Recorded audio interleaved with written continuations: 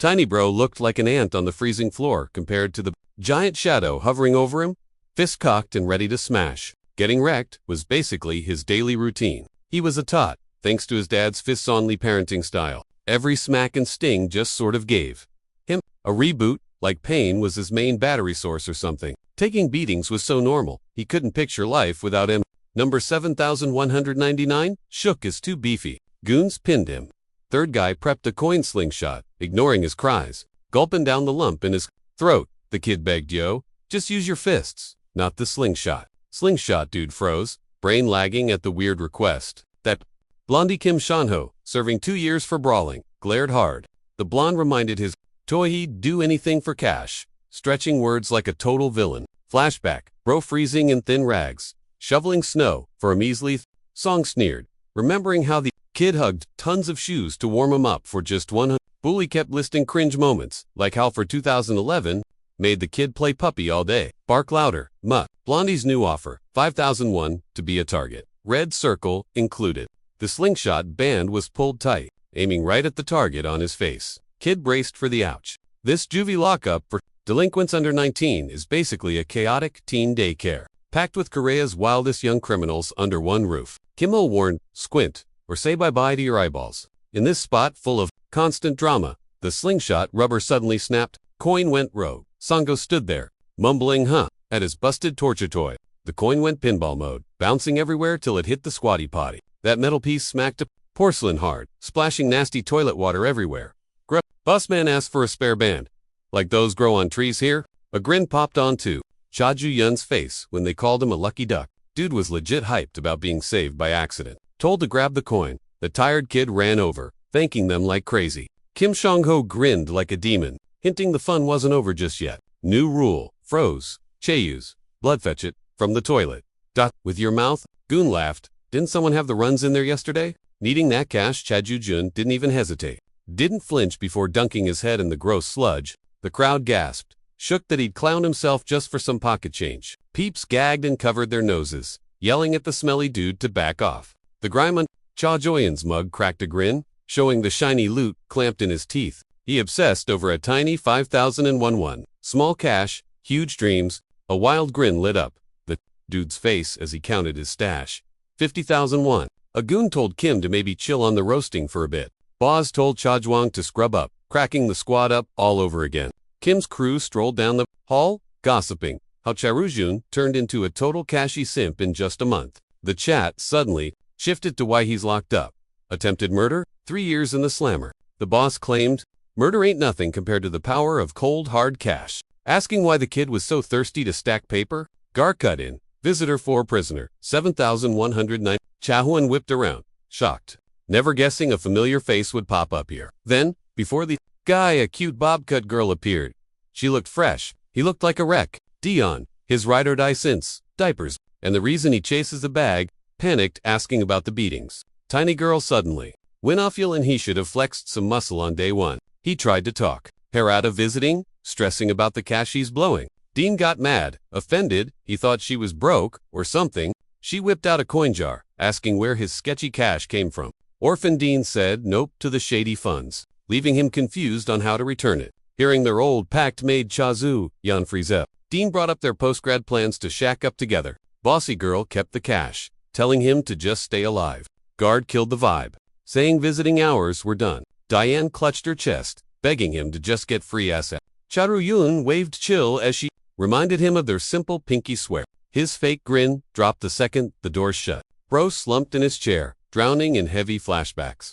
Flashback to that school hall, where he cursed his deadbeat dad for all the drama. Beat-up Dean sat there bruised, while Chataru Jun tried to comfort her. She suddenly cut off her best friend kept trying to apologize for the whole mess. Dane slumped against the wall, screaming that his jokes totally sucked right now. He loudly insisted she quit stressing over him during a crisis like this. Then Dane dropped the absolute bombshell. Charu's dad is in a coma, thanks to a flower pot. Cops aren't letting him go. The guy tried to tell his girlfriend to chill out, claiming the years of family drama would totally let him off the hook. His wild hope for a slap on the wrist got crushed by actual laws. A super stiff judge in a suit loomed over the whole court, ready to drop the hammer on defendant. The icy verdict came down hard. 3 years in the slammer.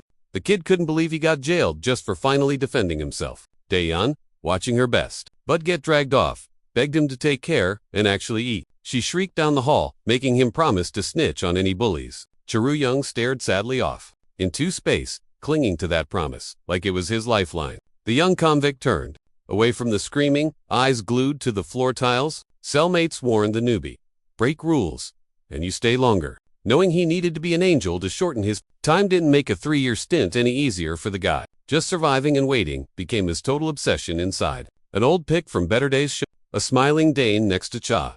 Then Kim spotted the snapshot. He waltzed over, cracking gross jokes about how hot she was. The scaredy mate instantly grabbed, voted to his chest, shielding his only good memory. The boss teased him for crushing, ignoring the just friend's defense. Sun's bossy demand to hand over the pic felt like a total death wish. Charu's shaky voice cracked as he refused to obey the leader. A creepy grin spread across Sunho's face, mocking the defiance. The leader's giant hand swung up to strike, ready to teach the stubborn newbie a lesson. A guard barged in with a new guy for self. Total shock hit the face of the ring leader, who hadn't heard about any new roommates. Prisoner 3397 walked in, shaved head down. The guard warned them to play nice or else face supervision. Sudden recognition flashed on the face of a pale guy who clearly knew this new inmate. Inmates whispered, pointing at the guy famous for hunting bullies. Maji, covered in bandages, radiated pure aggression with every look. The terrified guys in the cell scrambled to the corners. The SEC, the new guy spawned in. Cha totally froze, knowing this dude flatlined 7 people. Sanos' loudmouth smashed. The awkward vibe, roasting everyone for being chickens. Big Boss laughed, trying to flex on the assassin. Song rolled up to Megam, dropping a salty comment about his killer physique. Bossman barked, demanding instant respect for the rules.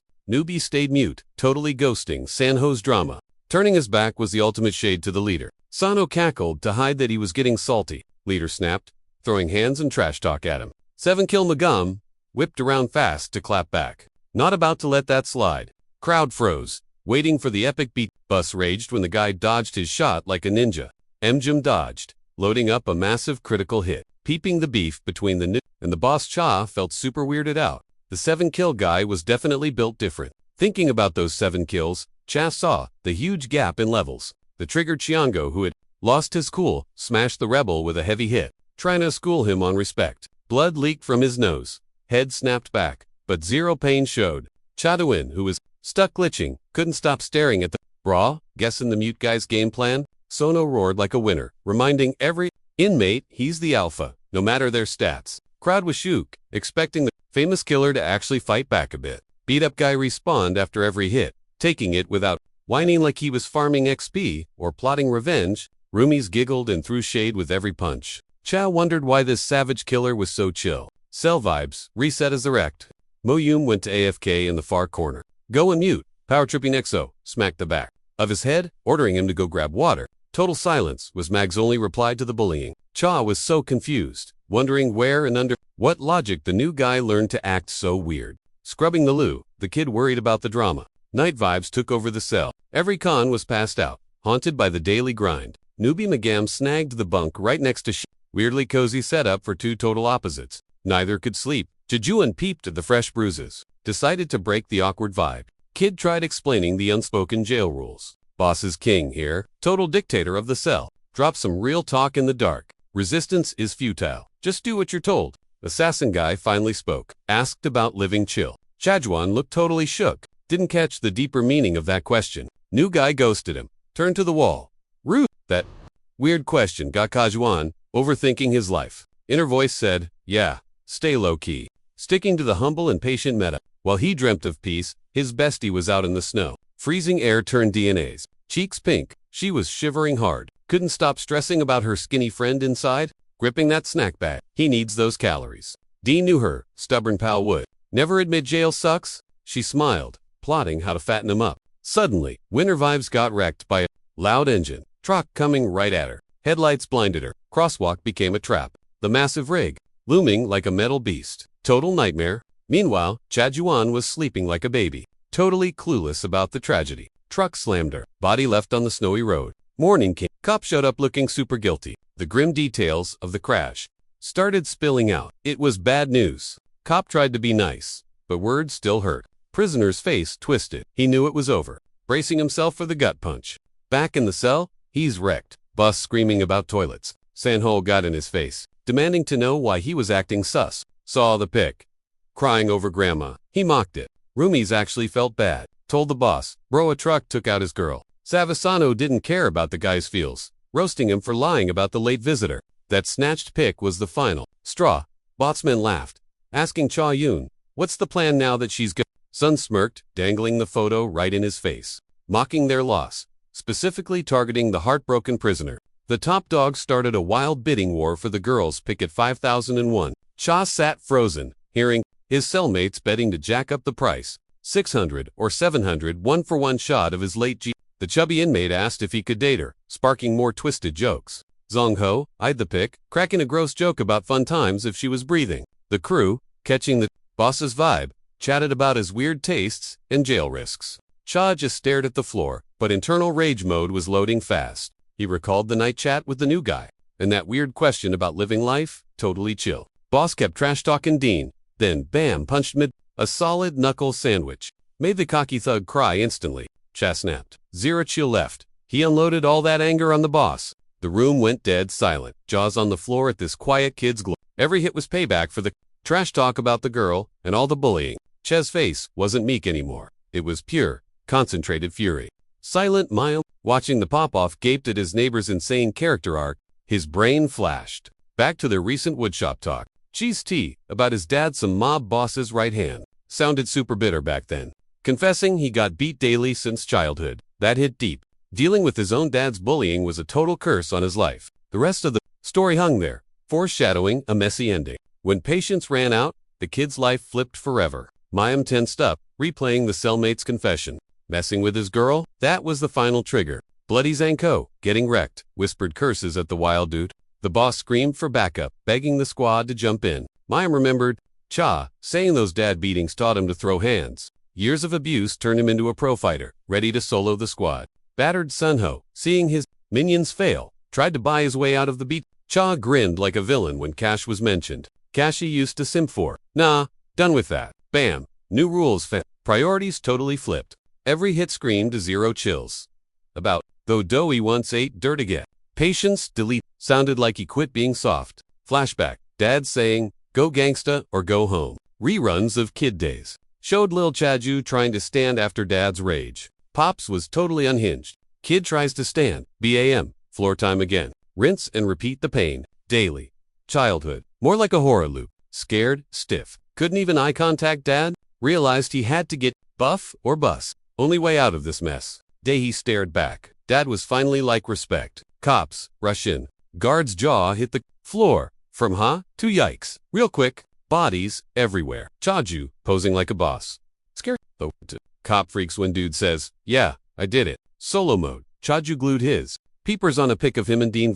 Total sad boy hours. Can't believe she's gone. Rewind to win. Her scream sliced the school air. Cheyu's confused. DNA's ranting about toxic dads. Her rage quit over the bad parenting. Hype speech on the street. She's like, throw hands back. Coward. He tries to shrug off the beatdown like, same old, but she wasn't having it. Dean wants to chat dad up. He remembers the rule. Chaju got serious. Like real. Stressed?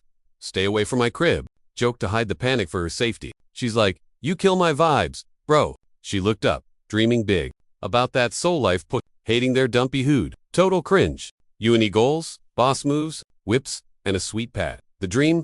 BF shook by her wild. Greed got checked by a snarky. Were you blind? Hidden him that he'd be solo once she dipped. Totally crushed Chaju Yun's vibes. Dan asking to be roomies flipped his whole script. Dean grabbed his hand, like, let's bail. Friend, a rubber band pink, proved they were ride or die. Break it, call me big sis, forever, made him grin. Some rondo, walking by, saw the cute duo and snapped a pic. Dean was stoked. That epic BFF moment got frozen by a stranger. The pic, now the soul. Souvenir, shows his dazed mug. Shocked, Chaju punched the wall, cracking concrete. Knowing if he wasn't locked up, she wouldn't have visited this jail. Every punch tried to vent his insane rage. Guilt over her death wrecked the kid's soul. He finally couldn't hold back the tears. Warden yelled for inmate number 7-1-9-9, killing the vibe. Warden actually sounded sorry for the mess. A guard, feeling bad, couldn't ignore him and begged him to finally eat. Leaving, the boss dropped truth. Survive. Chu Hyun fell on his knees, letting waterworks flow. chanting, sorry like crazy. Lunch was packed. New guy 3-3-9-78. Quietly, a nosy inmate asked if he knew the latest tea. The tale of Chaju wrecking. His selling getting boxed went viral here. Cons gossiped about the tragic end of the girl and guards causing his snap. Magam listened, recalling the cell drama. Suddenly, an aggro dude shoved the speaker's face in his food. His snarky comment about rumors felt super scary in the quiet hall. Pak asked why. The fun? Sounding deadly. The robbers rep shut everyone up. Park Chung-chan had a rep as a top-tier dangerous dude. Park grilled the food-face guy about the cell drama. Hinting at a mutiny scared the room stiff. Everyone panicked, yelling, nope, and totally denying they tried to dethrone King Park. Boss man roasts the bruised kid just to flex. The poor guy started apologizing like crazy, trying to fix his big mouth about the drama next door. Pod pockets his hands, acting cool, asking, who did it? The quiet newbie tuned in as the cell snitched on Cha Ju-young for the chaos. 1 week later, that beaten guard was still in the. They decided to free him from solitary early, considering the wild vibe. Condition, no more drama, or else. The rusty door squeaked open. Distracting bookworm in the corner. He looked up. Chaeyo's comeback had the whole cell shut. Dude looked wrecked. Eyes empty. Total zombie mode. Newbie-eyed, shocked that one punch changed the power game. Bad vibes filled the room. The other inmates wouldn't let that slide. Then, weirdly, a bully patted Chaeyo's shoulder. The sudden switch up in their haters' mood was super fake and cringe. Like the beef never happened. Fake pity was flowing. Solitary is rough. Bruh, get some sleep. McGee watched this cringy acting, the free massages and water. So, suspicious. Silent guy gripped his notebook. He figured it out. The light bulb moment, the only thing that matters here is muscle, not grades. Quiet kid kept scribbling during yard time. Then suddenly spoke to the silent dude, breaking the quiet. He asked why, catching newbie off guard. Mentioning that day made things super awkward. The memory of the almost beatdown felt heavy. Recalling the fist, he stopped at the last second. Chaju pressed for an answer. The dude sounded totally lost. Why would a guy who offed 7 people stop him? The direct hit made Magam tense, waking him up. Flashbacks of the bloody classroom hit him hard. The endless why replayed in his head, standing in that wrecked room. Silence took over as he thought of what to say. Maggie barely made a peep before the chat got hijacked. Out of the blue, Rondo asking about Cha totally killed the vibe. Psycho Park was shook that a shrimp like him wrecked Kim. Why Lazing, the old boss's weak game. Puck sized up his new target. Park grinned like a maniac, spelling doom for the rookie. Grilling him on why he's acting tough felt like a setup to test Chi's guts. Puck sneered, asking if he was trying to snatch the throne. Cha shrugged, basically telling him to get lost, showing zero chill about the prison rules. Ches, clapback made Puck's eyes bug out. Toto shocker. A creepy smirk grew on Puck, thinking he finally cracked the kid's poker face. Busman turned red, veins popping over the kid's savage mouth, and grabbed him by the shirt. Puck hissed, hating anyone who forgot the pecking order, promising a beatdown since the other guy flopped. Suddenly, Park yanks Chi's hair, aiming to knee smash his face, calling him a bad dog while winding up a punch. The warden popping up made Puck freeze. The guard tried to keep things from exploding. Puck looked super salty. His beatdown got interrupted. Still gripping the hair, Puck fake smiled, playing it off as a joke. Magam watched closely, hearing how bosses fight just to keep order. Yeah, right. Grabbing Chia's clothes, Park laid out the unwritten rules of juvie. The threat of round 2 hung heavy in the air. Puck turned to the quiet kid, confused by his weird vibe. Puck yeeted Cha into the fence with a heavy hit. Puck was confused, calling him a whip dog. Sleeves up. The boss hated that he wasn't fighting back. Boring. Cha, used to hits, looked up, a bit totally bored by the drama. Then he spotted the green dragon tattoo. That dragon triggered memories of his abusive dad. His brain just replayed his dad, dangling him like a rat. Pop's huge chest in that creepy dragon tat flashed in his brain like a super HD nightmare. Puck kept poking the bear, weirded out that the dude wasn't scared. Bringing up the dead ex, total low blow meant to trigger him. Then he cracked a joke about the crash. That was it. Game over. Couldn't take one more word about his late girl. So, Che punted that jerk right in the kisser. Puck flopped back hard, his smug mug all scratched up. Now, dude looked absolutely shook and furious. Didn't think the quiet kid had bite, but Che jumped him, wrenching his arm with crazy strength. The big boss hit the concrete, spitting mad that the kid actually fought back. Che's toxic whispers made Puck gag on his own spit. Pack was losing it. How's this silent prisoner roasting him? Puck started screaming wild threats against the bars, swearing he'd get major revenge later. Che gripped that dragon tat like it was the root of his trauma. He squeezed so hard that Puck's arm muscles cramped up like crazy. Tough guy act vanished. Now he was just begging. Even the quiet new guy looked totally stunned. Seeing the switch up, Che remembered how since he was a tot, that tot was the only way to vent his anger. That ink meant every beatdown and bad day he ever had. Old folks on the block gossiped about the mobster's kid, saying he was bad news for the other teens. Everyone threw shade and called him the black sheep everywhere he went. He was kinda used to the trash talk, walking tall, despite looking like a punching bag. Getting near the crib, he heard yells that made his stomach drop. He sprinted, freaking out over that familiar voice inside. His dad's creepy hello. Che right at the front door. The rec room in his huge dad looked like a horror movie. Che froze. His bestie Dean was passed out on the floor. He screamed her name, totally losing it. Dad started ranting about some rondo. Busting into their house, Dean standing up to him about hitting the kid made him snap. Che remembered, terrified, how his girl insisted on confronting his dad about the abuse. Dad's scary voice said he had to school the brat. Trying to stay chill was basically impossible for him. Dude was shaking like crazy, fists clenched tight, totally losing his cool. He couldn't believe his own pops would actually wreck his bed. It crushed him, for real. He glared at his massive dad, who looked ready to throw hands again. Pops had that scary rage glare, eyes blazing like laser beams, growling threats through his teeth while towering over the poor girl, roasting her for having no parents, plus threatening, send her to join him. That was the last straw. Yup, bro snapped. Couldn't watch his fave person get bullied, so he snagged a flower vase, ready to smash. Bonk. Then he went ham with fists, letting out years of drama and rage. The fallout from that fight was huge. The scary monster dad was now knocked out cold. Doc looked sad but kept it real.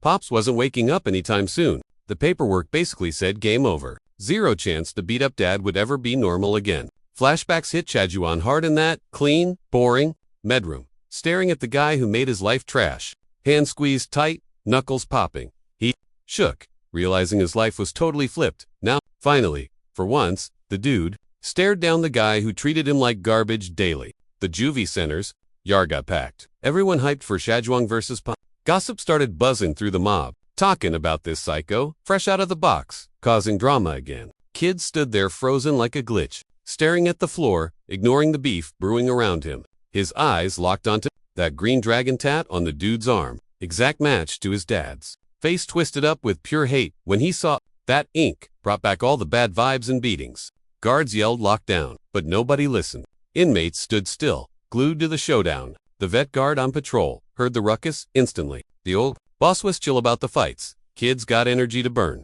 right?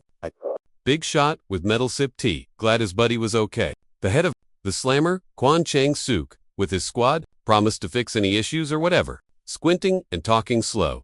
The juvie boss got in like he just remembered something huge. Asking about the visitors seemed casual, but everyone was low-key dying to know who showed up for the freak. Dead silence filled the cell where the guys sat on, their knees, heads, still spinning from the yard drama. Things got weird. Chil Chaju had totally snapped earlier. Mom kept scribbling in his notebook, eyes glued to the guy who started the mess. Dude looked totally shook by the beatdown he just saw. Sharing a cell now, Chaju thought it was a sick joke. The warden's sharp voice, calling prisoner 7-1-9-9, killed the silence. Get out here sounded like a death sentence. A visitor? He shuddered.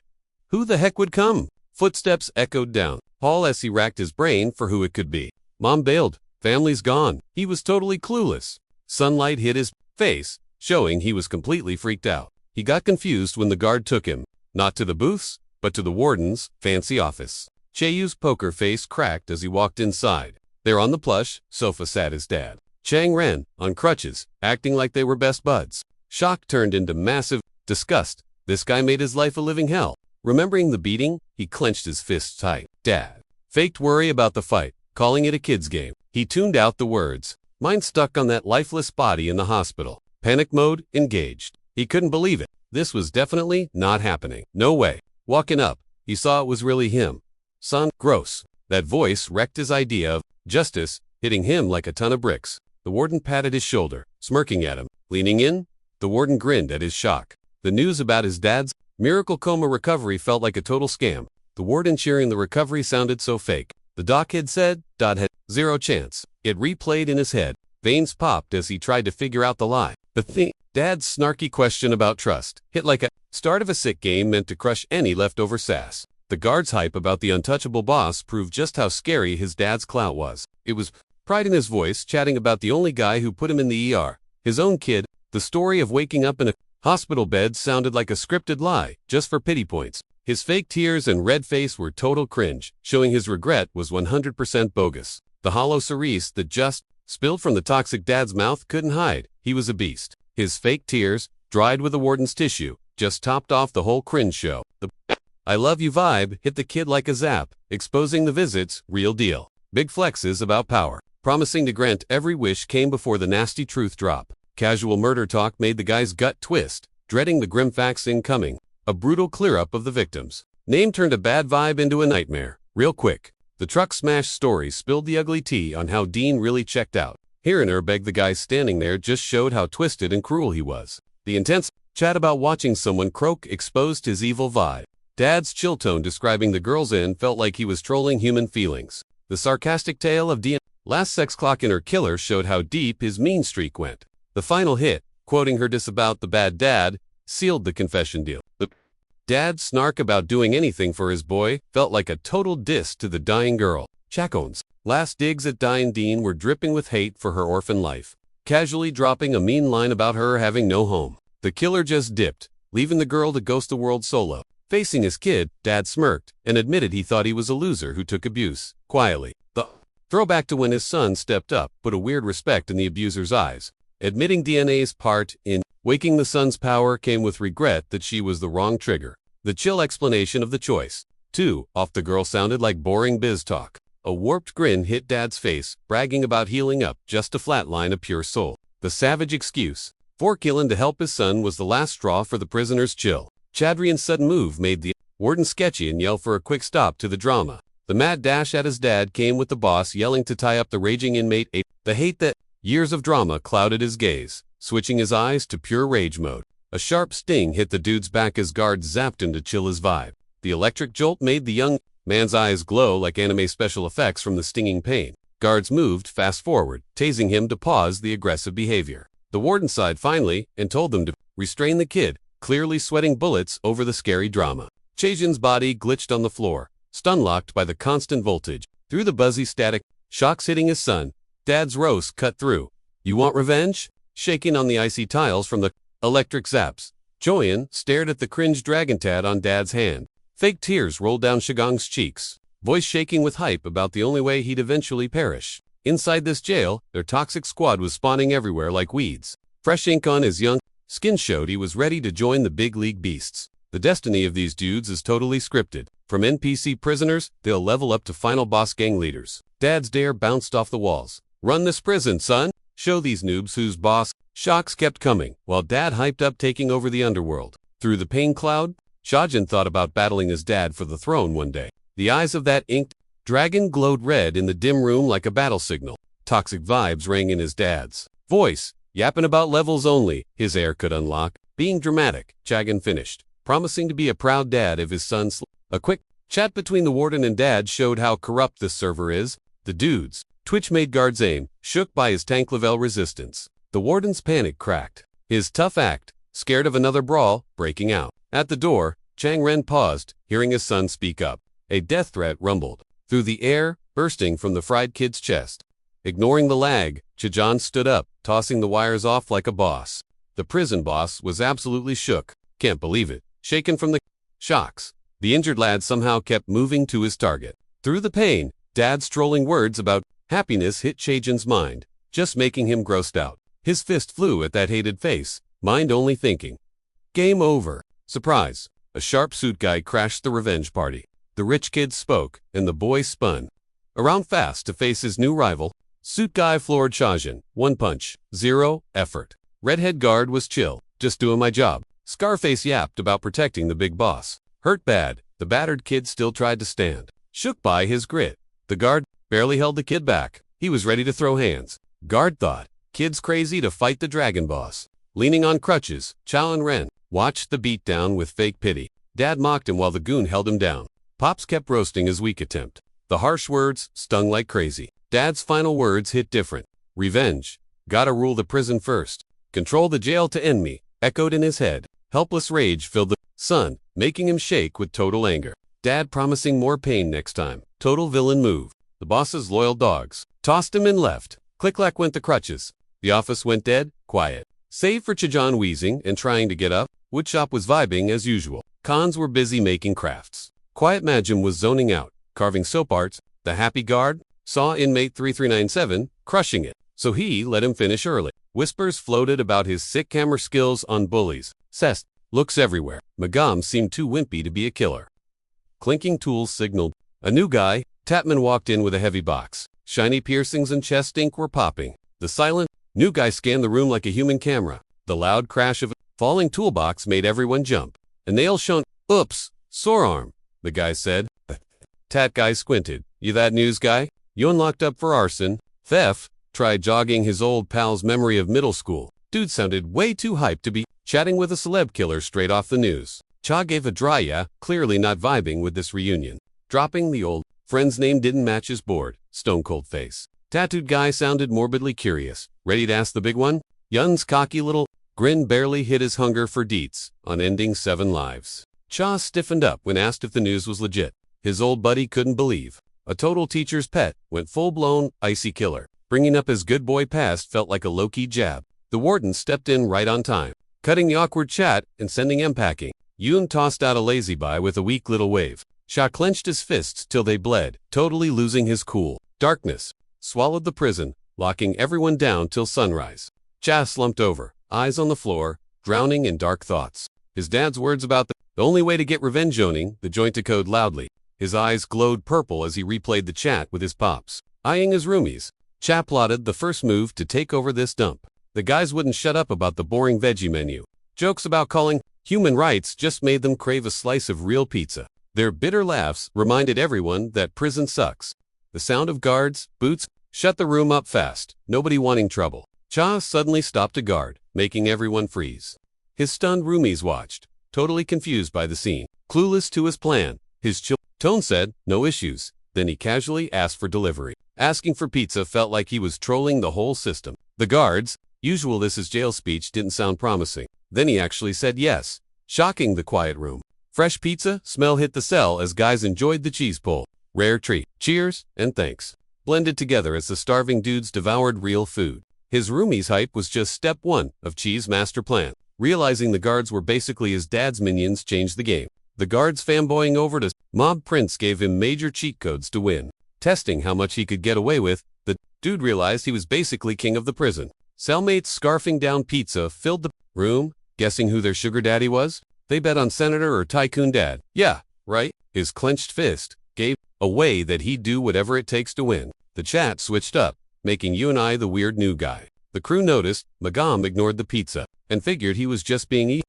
The silent guy's gloomy vibe totally creeped everyone out. In woodshop, Yun and Mag worked in rubber gloves. Yun kept sadaing his quiet neighbor's sus moves. Yun showing up with tools always came, with fake oops, my bad arm excuses. Nails flew at the new guy like lethal rain. Magam stood still, tanking hits like a zombie, with zero feeling. Yun's slippery hands, excuse, was pure shade in the quiet room. Rage hit Magium, making his eyes glow. Red as he whispered the bully's name. The mute guy finally snapped, asking, why are you doing this? A 2-meter giant and his goons suddenly crashed the party. The thug sounded super bummed, expecting a better show from a so-called killer. Yun doubted the rep, freezing when the boss glared at him. You could hear the panic in Yun's voice. As he admitted he lied about Mim, bringing up old times felt like a beat-down trailer. Forgot us? He asked, sounding way too creepy. Yun grabbing the guy's head hard. Looked like a rerun of old nightmares. The nail in his wide eyes triggered bad flashbacks. Middle school memes hit hard. A crying kid bent over spikes. The psycho grin and scream louder. Stuck in his head forever. Young Mim begging to be let. Freedom. Nope. Just zero chill and pure evil vibes in the torturer's eyes. Prepping the pain tools was like a sneak peek into his twisted brain. The steady banging of nails meant a new round of torture. The kid's face hovered near spikes, thrilling the bully. The sarcastic question about fun times came while shoving his face onto nails. Yun looked sick with joy, pushing the victim's face to the nails while the audience hyped it up. The thug's mocking laughs backed up every little shiver, treating his panic like it was total comedy. Shocked that this wimp actually did murders echoed in their roasts. The giggling died real quick when they spotted a freaky glitch in the victim's eyes. Chaju froze, watching the quiet rookie suddenly flip the switch. A grim invite to demo a kill. skill dropped from Mon, who was radiating icy rage. Now, stunned Yoon couldn't process his victims. Sudden vibe shift. In a split second, hunted beast mode turned into a savage grin. The drama got cut short by the warden showing up, killing the break and scattering the crew. Sharp move, Mon yanked his hand free, his icy voice threatening death if touched again. Stepping back, the big trio looked around, totally hyped. This risky new guy promised some entertaining drama. Eunice confused, looked trailed, his old classmate trying to figure out that scary glow. Mon's steady moves on the unfinished stool gave Yoon a vibe. His true self showing. A random debate about Jesus beating Buddha suddenly wrecked the heavy cell atmosphere. A wild religious fight blew up, fanboys defending their gods. Someone joked about a holy war, so they scrambled two corners, faking deep meditation. Dead silence, hidden mates pretending to pray, ignoring the spat. Chaeyo's random thanks shocked the rookie, snapping him out of the past. Admitted he was saved from an extra sentence for the lookout that hung in the air. Mon asked why he cared. Guy admitted he just needs to break out. Heavy words about his killer dad hung there, filling the gap with silent pain. Chaju craved revenge for his fallen pal, showing the real reason he wants freedom. Quick chat about dad, ended with a hint of a complex story. Real? Thanks in Chaeyo's words. Seeing the rookie as his ticket out, Silent Mon just took the thanks without a peep, keeping his stone face. The 20-year life Rizimo moment made him turn and apologize. The promise of payback, he muttered, keeping that signature deadpan face. The shiny key that magically popped up and Magam flinched, bracing for whatever weird drama came next. The guy mumbled some excuse about family stuff, shoved the key at the new kid, and bailed. Just a quick, clean this up, and a sarcastic, good luck. Before the warden go, the workshop was a disaster zone. Sorting this junk was the final boss battle of the day. Then, something weird caught Magum's eye, making him freeze. A massive moth was just chilling on the bench, wings out, dragging up some seriously cringy memories from the past. He remembered an old school friend, and the creepy secret tied to a bug like this. That nasty image of a butterfly nailed to the wall popped up, giving him major middle school shivers. Young Yoon loved his bug collection. Total red flag for his weirdo vibes later. Magam hating bugs? Didn't exactly stop the dude from flexing his creepy stash. The sheer amount of dead butterflies was insane cool, but mostly gross. The irony of being Yoon's first buddy, it was ruined by everyone else, giving Yoon the sadai for his hobby. Everyone hated the bug thing, isolating Yoon. His classmates kept asking, "You gonna eat those?" Yoon just tried to play it cool. Silent Magam watched the drama from the back, getting mad at how unfair it was. Then the class prez stepped in, cutting off the roast, telling the jerks recess was over. "Get to class," he said. The prez showing up made them scramble. No one wanted detention. The bullies mumbled excuses and bailed, leaving Yoon with his savior. The prez actually sounded worried, asking if his buddy was okay. Young brought up the hangout, trying to keep things chill between them. But then some guys crashed their moment, shouting about a new game. They kept trying to drag the prez into soccer, but he was like, "Nah, busy." Thinking back on when their friendship tanked, really bugged Magam. Where did it go south? Next year, Yun's seat was empty. Magam got a super bad feeling in his gut. He barely saw his old pal, but heard rumors about him getting stalked in the new class. The gossip was brutal beatings, trashing his stuff, and messing up his desk. Magam was shook. Then news dropped that Yoon got taken away. Magam's heart went into overdrive. He bolted to find him, freaking out the bystanders who didn't expect the drama. That desperate sprint through the halls, just panic and heavy breathing, scared for his friend. Peeking the door, I saw a sketch squad of seniors circling something nasty. The snarky roasts about the loser bounced around, totally freaking my friend out. Then Yoon popped up out of nowhere, tapped his head, and boom started the absolute nightmare that ruined us. One shove from my so-called bud sent Majum stumbling into the dark office. A crew of random seniors was waiting. His brain just froze. Couldn't process how his BFF turned into a total snake, tossing him to the wolves. Instead of answering his why, he just got a cold shut it, followed by a psycho grin, then clicked the lock, snapped shit like a death sentence. No exit, just Majum and the horror show. Outside, they were cackling about catching bugs. Just a sick game to them. A twisted invite. Bring his own roaches joined the bullying. Sounded super creep in the dark room. Screams for help were cut by a chill. "Wait a sec," said Wada calmly by his ex. Then, a gross speech about dissecting bugs ASAP sounded like torture. The crazy look in Yun's eyes, holding that hammer, plus that manic laugh, terrifying. Snapping back to now, came with some deep rant about how everyone loves butterflies but hates moths. Seeing Yoon holding a twitching moth made the new guys shiver. Total flashback city. Then Crunchin dusts the moth's wings with his fingers. Savage. He called him fake, but got a hard nope from the guy, sick of his old pal's head games. Salty words about fake vibes and drifting apart flew. This fight was way overdue. That stung comparison to a hated moth versus a loved butterfly showed just how bitter Yoon really was. Realizing the harsh truth made every day a drag, slowly warping the hurt kid's mind. Calling him a monster hit hard coming from a guy who thought he was the only victim here. Yoon paused. Magam tensed up, waiting for the next savage blow. Here and he offed 7 people. Yoon admitted was the final straw that broke his brain. He cracked a karma joke with that creep smile. Big yikes coming. Magam shook with pure rage, fists trembling with all the feels. Nails dug in until blood dripped, painting a tense question about what the heck he actually meant. The jab at Yoon made him flinch, showing he wasn't as tough as he acted. His cold claim that he didn't care about the friends ruined life, just hiding his own hurt. Honestly, goons jumped the new kid, shut him up, and turned the drama into a throwdown. Talking about trying to buy off the boss made him sound like a total sellout, ruining his good boy rep. The scary promise of more pain, with a creepy grin from his ex, comparing him to Bugs? Yeah, total nightmare fuel for the poor guy. That locker looked like a gateway to hell, courtesy of his old pal. Mom looked absolutely terrified seeing that creepy metal box. Triggering his worst fears, wild struggles and begging, hit a brick wall of his ex-friend's hate. Blaming him for everything was going down, felt like the nail in the coffin for their bro. He shoved the poor guy into that tiny locker, ignoring all the kicking. The lock clicked, and chains rattled around it, sealing the deal on this cruel prank. Trapped inside, he screamed for answers. About this mess, his voice bouncing off the metal walls. Yun's dark joke about the gift felt super creepy in that dim workshop. He felt totally grossed out as a swarm of bugs rained down inside the locker. Centipedes, roaches, beetles, jokes about bug bros mixed with the sound of creepy crawlies everywhere. Mom tried to smash them or escape, but it was useless in that tight squeeze. A crazy smirk twisted Yun's face as he asked how he liked the surprise. Yun looked weirded out when he didn't hear enough screaming or begging. Thinking the guy was playing silent game made Yun super annoyed he wasn't winning. The sidekick praising his stamina just made the whole scene crazier. A totally random question about pitying the killer got a weird look from the main bully. Yun's eyes went full psycho as he laughed off the murder idea. The rude jab about Yun stupidity cut right through the scary torture vibes.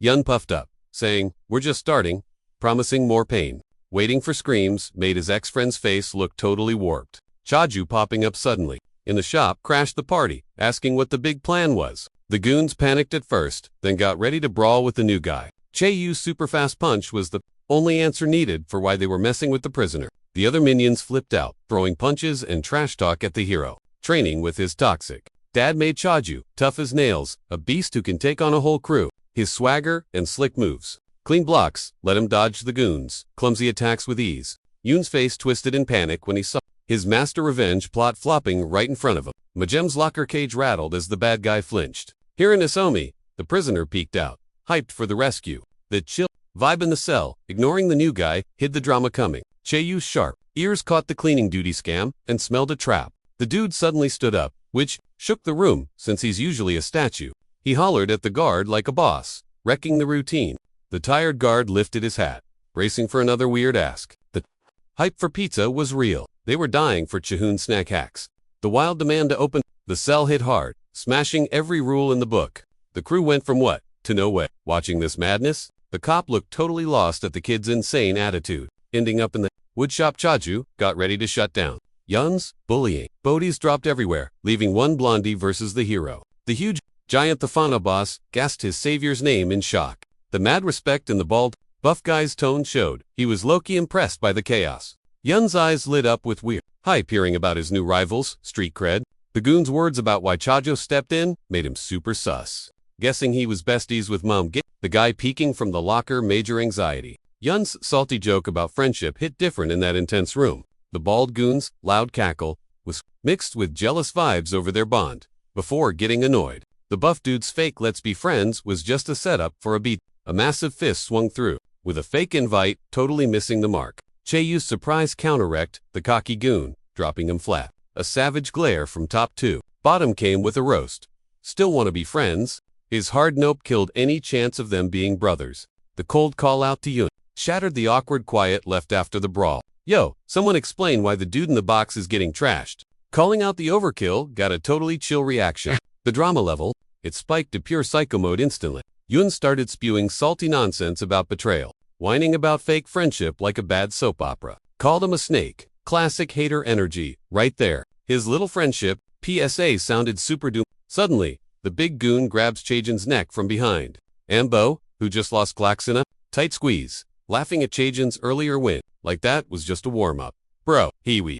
Yun grinned like a creep, watching the beat, a snarky jab about being pals. Hitches as the choke got way tighter. He realized he needed a dirty trick to escape this hug. So, with zero hesitation, Chajin grabbed a finger, ready to snap it like a twig. Silence fell. Things got scary as Chajin started seeing stars. Still stuck in the bear hug, Magam pops up with chains yelling, "Let him go." Surprise!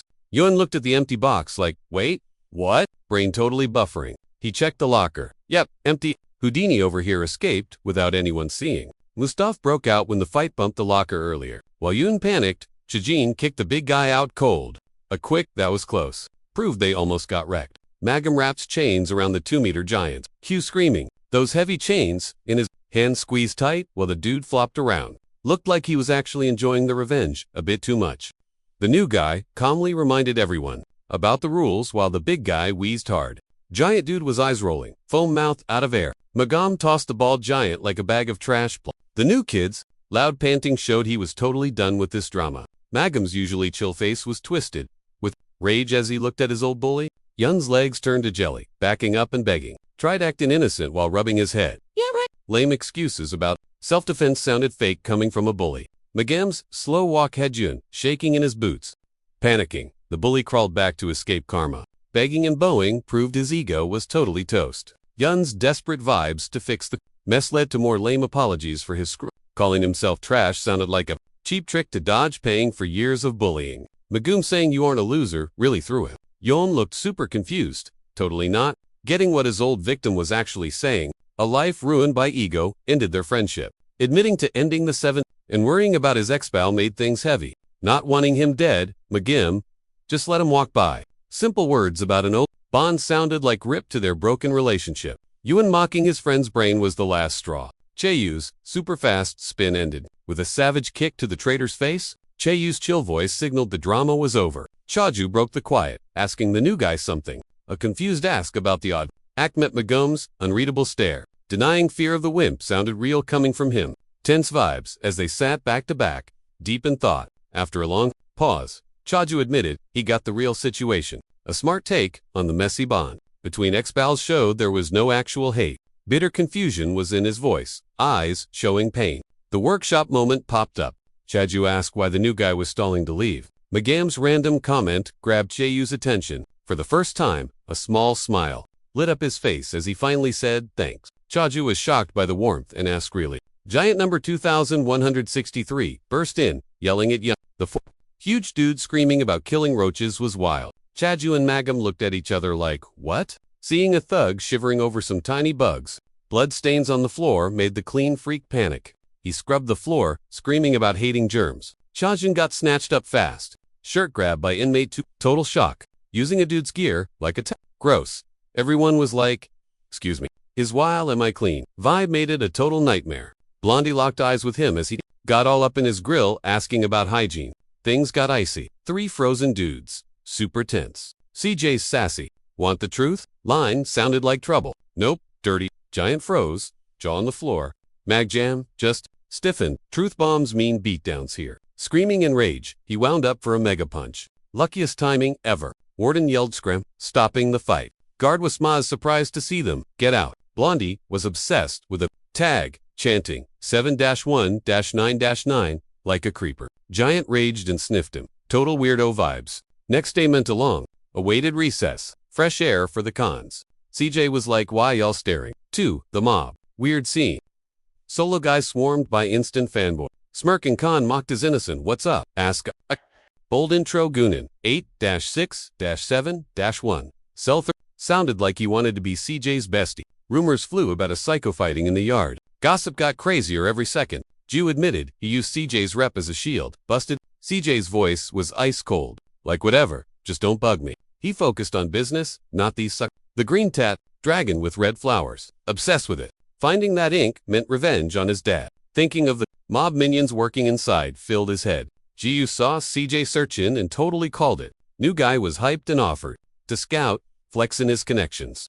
Asking about the ink confused the heck out of him. Describing the ink made Jiyu super nervous. The tiny TV screamed about teen punks, gangs, and stick-ups. The drama of school fights was the main tea on the news channel. Chaz's hot take on locking dudes up forever was super intense. Awkward silence. Hits and roomies, in for that exact stuff, felt totally called out. One guy tried to kill the bad vibes by spilling a story. Gunham's extra. Arm crossbows kicked off his jail origin tale. It started at a hype. Spicy rice cakes spot the site of his downfall. Memories of that perfect chew hit him hard. Goo couldn't stop raving about that sauce. Then a rich brat and his squad ruined the whole vibe. Rich kid with 6 fake guards. Total cringe fest. The first red flags of disaster showed when the brat started whining while eating. Dissing the food display started the beef. Some dumb claim about bad ingredients turned into the gang totally trashing the joint. Those punks wrecked the cozy spot in mere seconds. Gunham swooped in like a hero to save the boss. Dropping that, he was the head of the Rice Cake fan club really shook the bully. He was still flexing about beating those goons. Ironically, Mr. Justice ended up locked up just 'cause daddy's boy snitched to his pops. Roomies discut Gunham's emotional sob story short. Roasting Gurham's weird, broom-tongue revenge habit had the cell cracking up. Tales of drama in the last cell stopped when Gia swore his stories were legit. The roomies' total doubt of Gu contrasted hard with Cha's chill silence. Cha, backing the story shocked everyone into silence. Even the storyteller, used to haters, was totally shook by the trust. Goosebug analogy showed his big brain take on prison power plays. Comparing nature to jail showed his survival strength. His faith in his yapping skills gave Gu major swagger. Dreaming of free speech with Cha filled his head. Daydreams about the sidekick. Life painted a chill jail vibe for Gu. Flowers bloomed while the con sweated on plant duty in the prison garden. Goose, he was vibing with the dirt, digging like a puppy on sugar. Oops, some Rondo caught a dirt bomb straight to the kisser. He hit the deck fast, clutching his chest like he was in a soap opera. Yoon's ex-guard screamed, sounding like total bad news. Guys shrieked about the stank, followed by Wyal Jellin, Wyal Goo, flashed back to their beef. The cringe memories hit hard. Trash talk and lies. Total nightmare fuel. Getting his mouth scrubbed out violently was basically his peak prison fail. Red eyes and cleanse talk made life suck. Knowing he was about to get wrecked, froze Goo, who was his old bully, screaming about skin-eating germs. This dude is psycho. Trying to say my bad just made the psycho go full Karen. The scream to wash up sounded like a total death sentence. Goo's, shaky, sorry, showed he just wanted to dip, then, bam, plant spray to the face. Pure torture. The crazy sting in his eyes made him bawl and scream across the yard. Suddenly, changing the topic totally threw Goo off. Covered in goop and tears, Goo heard him chant 7-1-9-9. Clueless why, the crazy repeating of the number showed his creepy crush on Chajuju.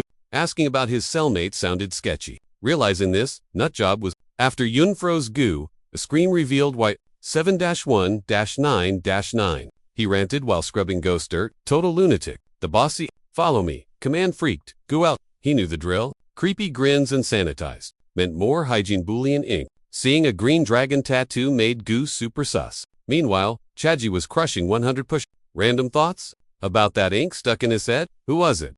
Cellmate was like, sick gains, bro. You an athlete? Goo's random. Juice delivery stopped Cheyu's grind. He pushed the drink too hard. Sus, but Chaju took it. That weird purple fizz was a total red flag for the pro prisoner. Asking about the bug spray source totally busted him. Jiu had flashbacks of getting roasted for pollution and the crazy punishments from the old boss. Getting his mouth power washed is a core memory of pure cruelty. The memory of that beatdown hit him hard. Goons held shaken Jiu down while the boss poured the poison in. The crazy screams of a witness made the cleanup even more chaotic. Frothing at the mouth. Half knocked out. His suffering didn't faze the torturers at all. Nightmares of the old cell came back, starring a boss who cared more about clean floors than people. Instead of admitting where the poison came from, Jiu joked he bought the juice himself. City eyes and whispers about the mystery liquid totally spiked the tension in the room. Cheyu's serious why the treat question made Jiu cringe inside. Jiu panicked that his cover was about to be totally blown. Then Chaju just chugged the sus drink in one go, shocking everyone in the room. Jiwa Shuku drinks poison after knowing what it is. His thanks for the drink sounded way more like a threat. A boring reminder about tomorrow. chores, and bedtime killed the dramatic vibe instantly. Ju realized he messed up big time and felt the weight of it. Silence hit the cell as everyone stewed in their own drama before passing out. In the dim light, Chaju sketched every bit of that green dragon tat while it was fresh in his brain. Trying to bond, Ju crept up and asked about the cutie drawing. The quick info on the dragon and red ink hooked the quiet newbie. Ju listened closely, but was plotting his sneaky poison plan the whole time. He needed to overthink the sitch to find the perfect stealthy win without blowing his cover. Cheyu's blunt question caught Ju off guard, forcing a fake excuse. A dramatic finger. 2. The lips hushed the question about his cellmate's swagger. The warning about the risks of blind trust felt like a creepy mix of care and a threat. Nice line skills, he said, seeing right through the act. It was the only logical end. Hidden motives hinted at major drama brewing. Lights out cut the vibe as Chaju sent his roomie to snooze. A sketchy dragon doodle on a notepad on the floor made Gu feel dumb for flexing his brain. News of a big shot inspection made the warden demands zero slack from the inmate. Inmates cleaning the halls echoed back like a choir, shaking like jelly. Gooseface, the psycho boss, from the end cell, raging about a missed cleaning spot. The creepy blonde giant with red eyes asked why he flaked. Freakin' Gu, out big time. Lies about inmate 7-1-9-9. Regret was Gu's Hail Mary to skip a beating. Saying Chaju was shy sounded cringe, even to him. Pure rage twisted the boss's face, eyes popping at the fresh lie. A gut punch landed with crazy screams calling hapless Gu a total liar. Maniac laughs in repeating 7-1-9-9.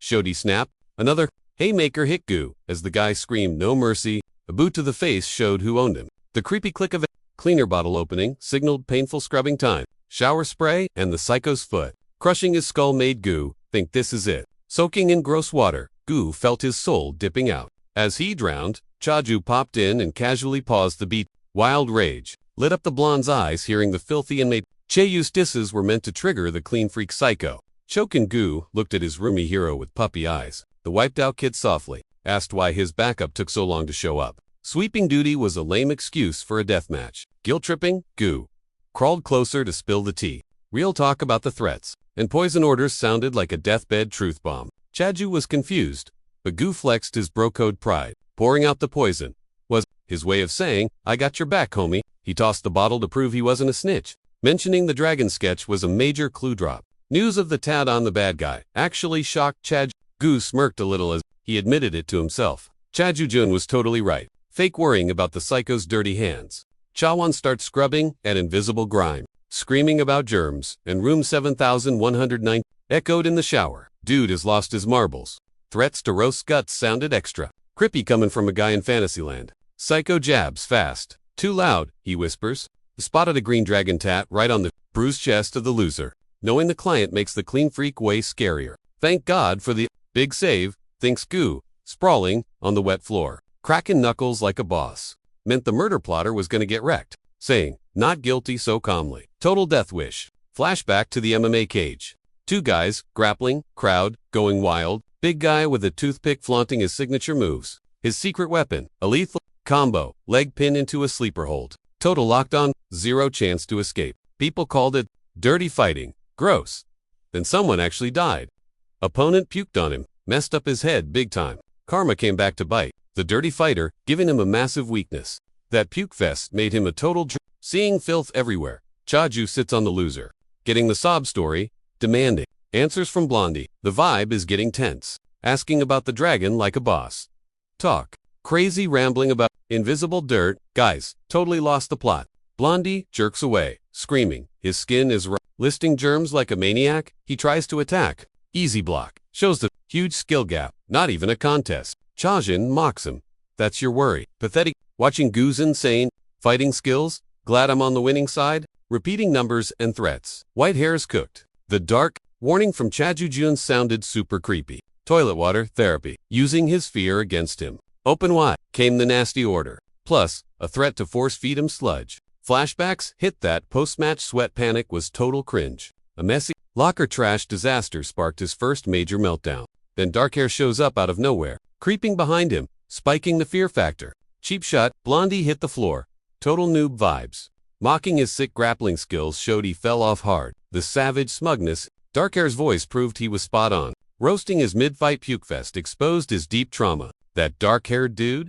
waving gross paper, teased Blondie about past fouls. Wanting to shove trash down, his throat sent the ex-champ into panic mode. A wild scream and crazy eyes showed his deep issues. Lost in thought, Chajuan missed the vibe shift. Oops, Blondie's surprise grab came with ramblings about the dirt. He body slammed Chaju with his old signature move. Crazy eyes and rage, face turned Blondie into a demon. Chajin trying hard too. I escaped the pro's grip was totally useless. Hyped on the lead, Psycho loved the chokehold idea. The pro's grip was totally stealing Cheyu's breath. Peeking through the door gap, Gu saw his buddy was in major trouble. Gu was torn between being scared and stepping up. Seeing his pal about to lose froze Gu completely. That Psycho's death hug brought back bad dad vibes for Irony alert, the choke felt like the hugs he never got. Cha Ju-yeon's brain got flooded with ouch. Only hugs he got were dad choking him out in training. Years of rough training made him buff. Busted bones and pain prepped him for anything. His XP allowed Chaju to flip the script, using trauma as fuel. Blondie boy started wheezing. Dad fight XP was the winning cheat code. A winning smirk hit Chajo's face, knowing he was boss. Compared to Dad's lessons, this guy was playing on easy mode. One epic kick yeeted Blondie. Chajuan owns this fight. Calculated press on the foe's weak spots came with jokes asking if he craved more ouch. Pro arm twisting had the ex-boss squirming like a worm in total agony. Muffled yelps bounced off the walls. Blondie never felt pain this bad in his whole fighting life. Cheyu's icy stares showed zero pity for the loser's tears. Teasing him about begging just highlighted the messy irony. Cocky bully turned into a crying baby. Saying he can't run sounded like doom for the trapped Psycho. Pure terror filled the blonde dude's wild eyes, realizing he awoke the real demon in Cha Ju-yeon's face. Just another day in the pen outside.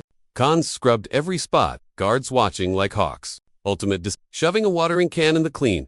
Frigs gob during the bathroom brawl. In a savage twist of the scene, poison meant for Sidone now scared the killer, squirming to escape. Gu's shocked reaction to the bully giving up showed his surprise at the quick roll swap. A savage grin lit up Gu's face, wondering if the bully needed harsher therapy. Cha Ju-yeon's chill nod for harder stuff sounded like doom for the Psycho. He teased him with lemon juice, telling the boss to open wide. The smug interest in the victim's taste test proved the ex-victim was now the ruthless bully. Rivers of tears from the blonde dude's eyes showed his deep misery. His phobia made the torture a total nightmare. Jiu grinned, grabbing the can, demanding the broken boss recognize him. Chajo's deadpan face and dragon-esque turned it into a real interrogation. A full-on rundown of the inking process came with a snarky hygiene promise. Flashbacks hit his brain.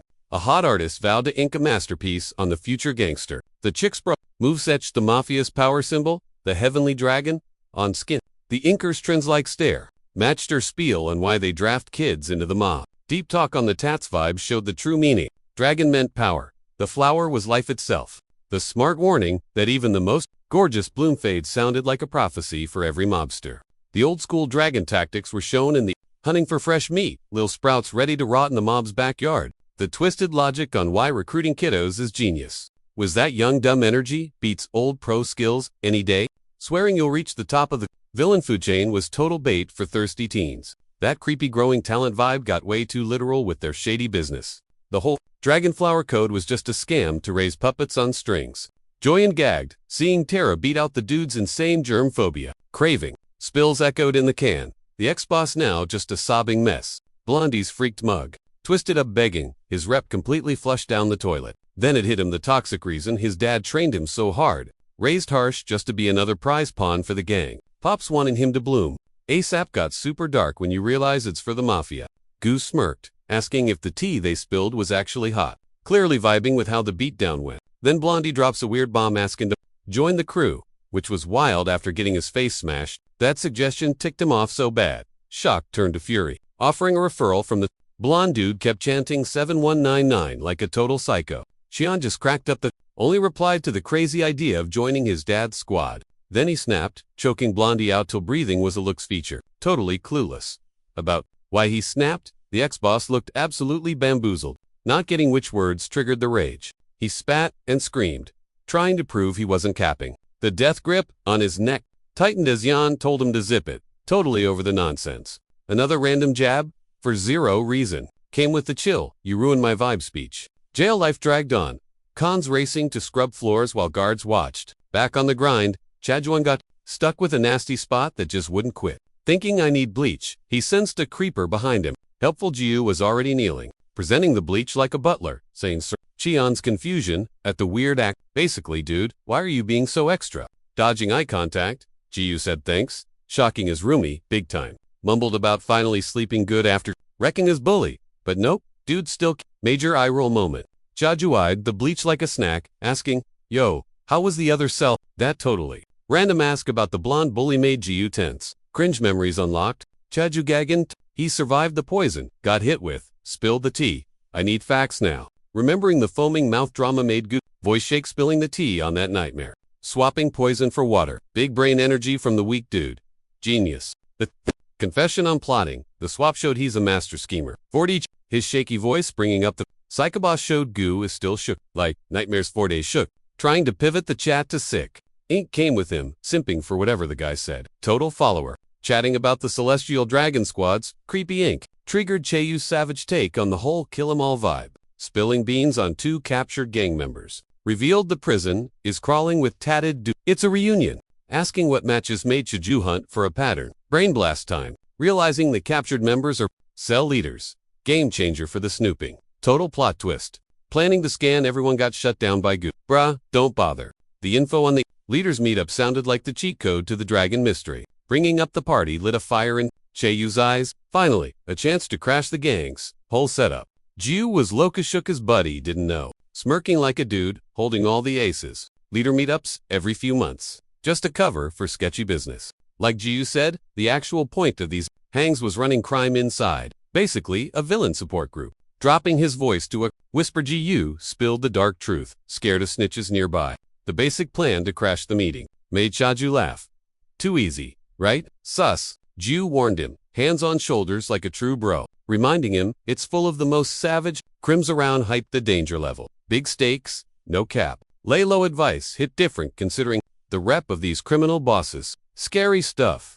Whitehair asked about the blonde Scaradak, knowing the tea. Dropping Cheyu's name got a weird vibe, even if they acted chill. Prisoner, 8353, dog training. Showing the bosses true, ugly colors. It made 1029 preached peace, but the vibe was pure violence. A creaky door killed the mood, interrupting the big shots and freaking them out. Chajuan burst in with a broken shovel, screaming threats like a maniac. He swore to totally rip out every sprout, aiming that sharp shovel right at a boss's head. The head honcho yelled about sweating. Off lunch, forcing cons to dig faster in the baking sun. Near Goose Spot, the new kid and Chajuyong were whispering about a meet where 7,199 was key. The rookie was dying to know. The meet was 4. Chaju dodged it, but Goose spilled the tea. This secret inmate bash was okayed by the warden, mostly to swap shady info and illegal goods. It wasn't for losers. This club was strictly for real-deal gangsters, not small-time crooks. Newbie whispered good luck, but Goo demanded way more hype. The heads up about all the scary villains in one room was a huge reality check. The top tip to stay low and avoid drama. Chajuyong totally ignored that later. Chaju crashed the thug party, threatening to weed everyone out. The bosses looked clueless about who this random crasher was or what he wanted. He dared someone to throw hands, but the scary dude just stayed quiet. That silent guy's dragon neck tat proved he was the target. The blonde guy with white brows' chill refusal to fight was super weird given the vibe. Chaju looked shook. He clearly didn't plan for that. Blondie's deep quote about true strength sounded like a pro, schooling in it. A surprising reason the beaten bosses took the abuse showed deep prison logic. Just mentioning the event hinted at the crazy unwritten rules running this place. Chaju looked confused, totally missing the blonde guy's point. Fighting for no reason. Doesn't that's how the prison power game works? The warning about breaking the rules sounded like a last chance before things got ugly. Facing a mob of angry bosses made Chajuan rethink his plan, asking if he'd really use that. Shovel came with a smirk that said, I know you won't. Holding that shovel at Blondie's neck got super awkward with all the bosses staring. Seeing the mess of actin' wild made Cha rethink his whole life real fast. Fighting every boss here means 0 survival odds. Yeah, math checks out. Knowing his plan was total trash. He pulled the shovel back, but kept it I dare you vibe. Blondie shoulder checked him walking past, basically screaming, I'm better than you. His snarky comment about the gone killer instinct just proved he totally won the mind game. Pointing out the hate for the Sky Dragon exposed why Cha really acted up. That weird mumble about hidden power sounded like a spoiler for next season. A sad, mysterious one-liner he tossed out felt like major bad omen vibes. Glasses guy suddenly kick-started the meeting, smashing the weird quietness left by Blondie's exit. He declared game on, and all the cell bosses took their thrones like royalty. First thing mentioned about Notius felt like a savage callback to the recent drama. Listing every missing cam number showed how much they freak out over order. Saying injuries was the reason for Ditchy made the whole squad gasp in shock. Big guy praying with his beads for the poor soul was pure sarcasm in that room. Blaming Cha Yuen's for what went down made him the main character instantly. Naming him boss of Cell 36 got everyone whispering like high schoolers, gossiping about the cute newbie and his backstory filled the room. Cha acted cool about the gossip, but inside, total panic mode. Scanning the room showed 0 dragon tattoos among the 15 dudes there. Totally worth noting was the missing shovel threat victim, aka Blondie. The new boss had to give a speech. Public speaking.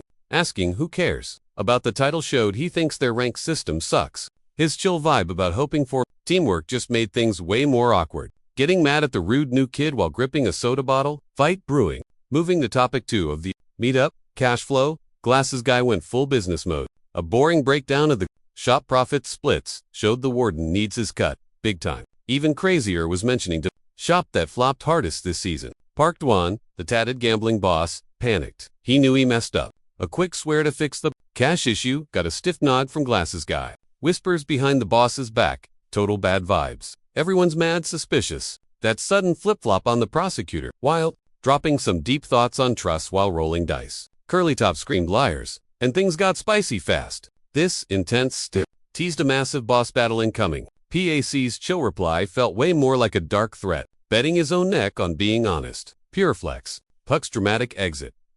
A lid on all the drama. Hard cut to a garage. Fixing cars, while dudes scream. Prisoner 9008 grabs his messy hair, freaking out hard, pleading to stop after losing his last dime. In Park's big spot, 3 guys hug the table, while the loser hysterically chases a comeback, masked as a shop. The tatted boss is betting. Den is packed with dudes risking it all on cards. Why died inmate 2450? Shyly asks Pro Ji-Eun-ho how this place works. A seasoned pro flashes a smile, baiting the new fish in cheap. Yoonho's hustle shows as he pushes newbies to play basic dice. Hiding the real trap, the dealer keeps acting super chill, hyping up the thrill to clueless noobs. Our hero, stepping into the joint to scout, plays around to test vibes. Chajuang smirks a little as he gets that stalling kills his master plan. He thinks wasting the boss now creates chaos. Dealer. Ji-Yoon-ho watches the weird new guy closely. Park Do-an's boss-level swagger, circled by goons. Jill's reading his paperwork. The owner's super cocky. Kill me if I cheat vow. Echoes in the room. The sudden dice rattle shocks everyone as Chadwong starts his bold play. Junho totally loses his poker face, looking stunned by the new guy's weird moves. The hero starts breaking down the cheat he found, smashing the dice to reveal hidden magnets. Chadwong laughs off the claim, eyeing the staff.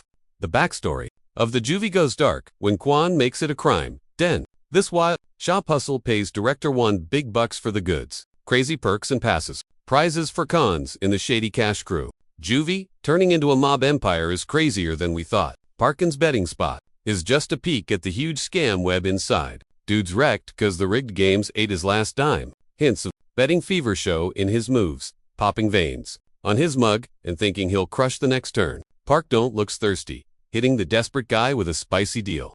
That shady loan offer sounds like a total trap for the gambler. The casino boss fakes caring, trapping the poor guy with a sketchy loan. Bro feels off, realizing Park's offer is total manipulation. The inmate's head, space is fried, veins poppin', and screams, showing he's lost it. Back to the reveal. Chajuan's hyped, he found magnets in the dice. Giho, trying to chill the mood, acts totally clueless about the scam claims. Our hero clearly shows the magnet. Inside, exposing the cheat that robs players of any win. Gasp. Everyone in the spot is whispering like crazy. When the crew hears, the casino might be sus. Chajong holds the magnet and dares them to deny the fix. In the quiet room, Bro explains how magnets rigged the rolls. A slick grin stays on. Junho's mug as he chill-eye denies the scam. The pro dealer pivots to tech talk, confusing gravity with Junho's showy move with a magnet is trying to kill the player's doubts. Chadrian watches the dealer's magnet tricks like a hawk. Beads hit the floor, while Unho smoothly claims the toys aren't magnetic at all, showing pins, sticking to a real magnet tries to prove the house is totally legit. Players sigh with relief and roast the loser's salty claims. The dealer's chill Gren, a new game invite show? He thinks he's untouchable. Chajun says yes to play, but he's hiding a sneaky plan. Park acts Seuss of the vibe, feeling a threat in the new guy's moves. Hose hype yells about the fast game, sound rude after that loss. Chin in hand, main guy's looking wrecked.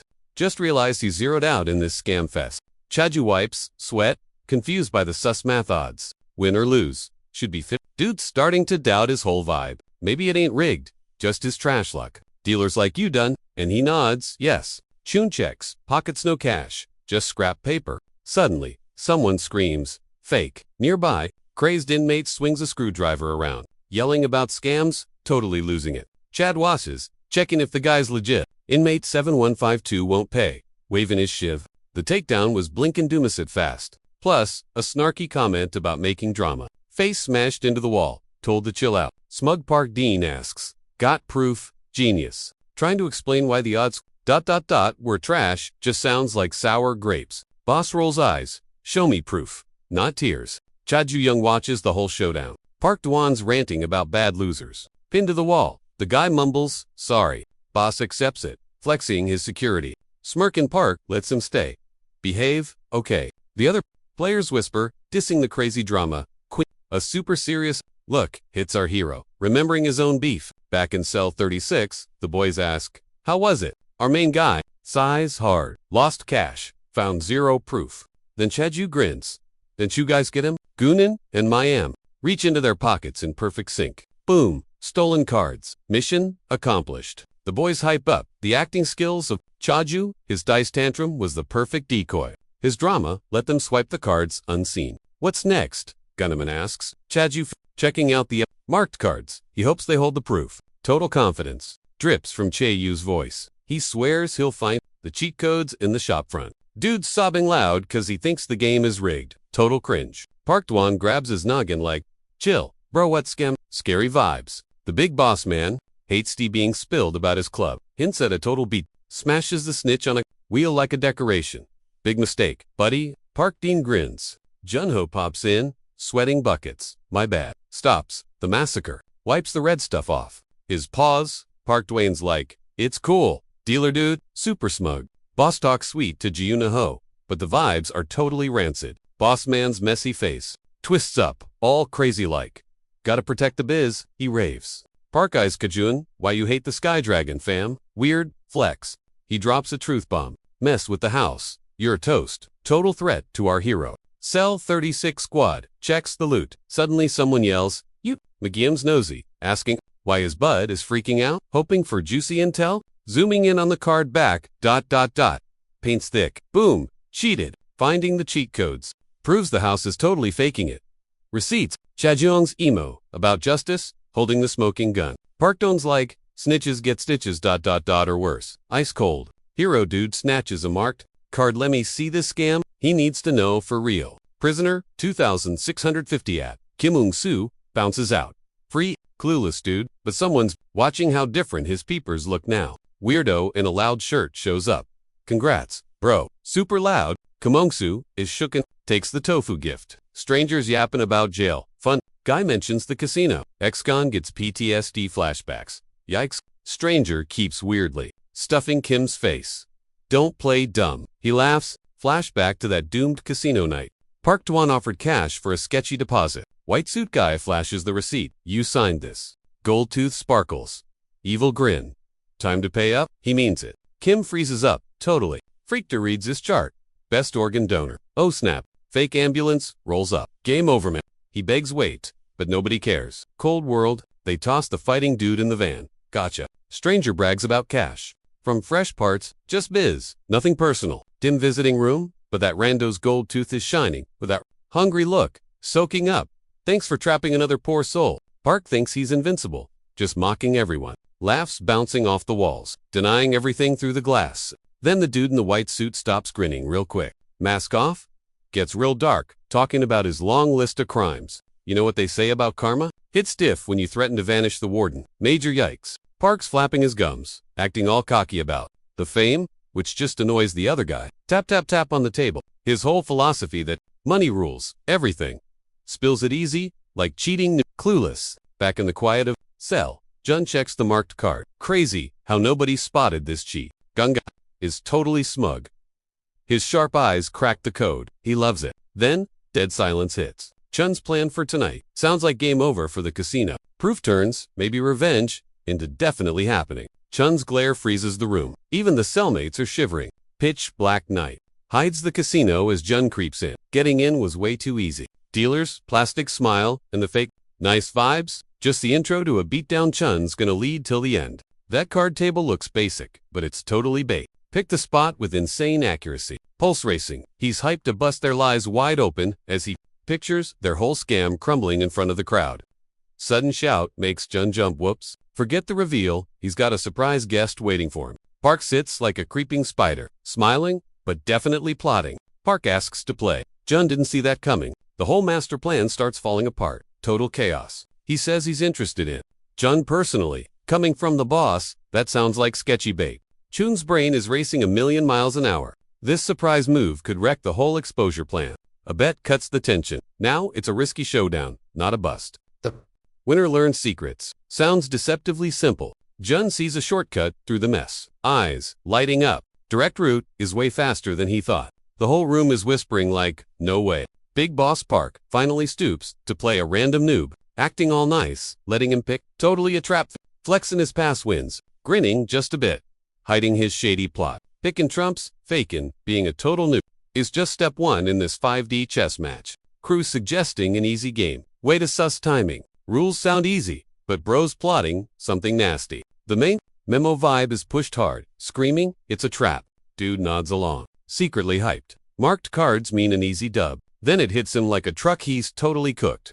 Can't see the marks? His plan is straight garbage. Peeps gather round, hungry for some spicy drama. Big Park versus that wild rookie Trina, fight the power. His boys look panicked, watching the plan crumble. Dude froze, staring at the cards that cheat, marks are gone, zio zip. His buddy freaks out, wondering if the marks are tiny, but hope is dying fast. McGame squints hard, but those cards are clean. Every single tick. He realizes his ego walked him into a snare. Parks, snarky, ask about the design, just roasts their fail. Flexing the quality cards sounds super creepy now. The talk about newbie decks confirms he's busted. They knew about the switch all along. Catch the thief game. That's a brutal troll move. Dealer smiles, asks if ready, anxiety level. Then the betting opens and turns this mess into a catastrophe. Park tosses a fat stack, oozing pure confidence. His deep talk on high stakes sounds like a death sentence. Says he's broke, but Park's chill vibe is scary. The credit offer hangs there, like a guillotine. Paper slides across. The felt signing it feels like ending his life. Dead silence. He freezes reading the familiar text. That same paper has wrecked so many victims here before. Creepy rumors about illegal organ harvesting are flying around the prison, totally freaking everyone out. Pak Doan is just chilling there like a spider in its web, totally loving the drama. The fake comforting vibes coming from the boss man just make the whole thing 10 times more awkward. His grin is getting way more predatory, like a shark smelling blood. Magam squeezes his fists, realizing they are totally cooked against a pro scammer. His buddy has zero chance. Gownman is flipping between few. I saw the card swap. And oh no, why is my friend so stubborn? A massive wave of panic hits the crowd when they realize this isn't a game. It's a disaster movie waiting to happen. Eyes pop out of heads, watching that pen hit the paper. No way he's doing this. Chae Young's signature is basically a one-way ticket to the afterlife. People are literally screaming you're nuts as he signs his life away. Total suicide mission. But Chae Young isn't flinching. Dude looks locked in. Backing out now? That's an instant loss. Game over. Betting his entire body from head to toe sounds insane in the deadly quiet casino. You could cut the tension with a knife. Everyone's frozen, waiting for the drop. When Park actually accepts a crazy bet, his words land like a bomb in the silent room. His buddies look at each other like, what? Knowing it's rigged makes this bet totally bonkers. Chae Young's weird swag leaves his squad wondering if he's got a secret plan. Then, the rules drop. Match in pairs. Sounds like a kid's game, which is wild considering the death stakes. Being all smugged boss, the guests go first, just to show off how sure he is that he's gonna win. So simple, Cha thinks. Reaching for the first card in this nightmare mat. Boom. 8 of spades revealed to the shocked crowd. First, move in the battle for body parts. Next up, 9 of hearts. Oof. Swing and a miss. Numbers don't match. So now it's the bad guy's turn. The dealer's grin, as she calls the turn change, is pure evil. First, nail in the coffin. Park flips the 9 of clubs like he's bored. Here comes the winning streak. Chae-young is laser-focused on his opponent's every move, trying to figure out the trick behind the cards. He instantly finds the matching 9 of hearts. The crowd starts whispering, acting like it's just luck isn't fooling anyone. This whole game is totally scripted. The crowd gossiping about the boss's luck sounds like a funeral song for our boy. Park announces his next move with max smugness. He knows he's better. A 2 pops up from under the casino. Bosses, fingers, just another lucky win for him. Chae-young finally clocks it. The deck is stacked. It's a massive trap. The sarcastic, talk about lady luck coming from the boss man. It's a total joke. Fair play left the building ages ago. 4 pairs matched already. The finale of this horror show is coming fast. Chae-young stares at him with pure disgust. The guy's just loving his own cheat codes. Suddenly, a flashback hits Park Do-won like a truck. He's a kid again. His dad is acting all fake sweet, asking for some father-son bonding time. Little Park, way before the neck tattoo phase, totally falls for his dad's weird question. He starts rambling about being grateful for the cash, which is hilarious given the disaster that's coming. His dad's fake laugh and lame excuses about needing to work were basically giant red flags of doom. Lies about grinding for his son just taught him that people are total hypocrites. His blind trust in the best dad ever got absolutely wrecked by a serious gambling addiction. Finding out work actually meant casino was his first major reality check on betrayal. A debt of 500,000 won ruined his view on parental love forever. Seeing his pops scream at a slot machine is his core memory of what a liar looks like. He totally hates his dad's stupidity. Trust in casinos blindly made Park the savage he is today. Now the boss. He smirks while watching Lady Luck scam everyone else in the room.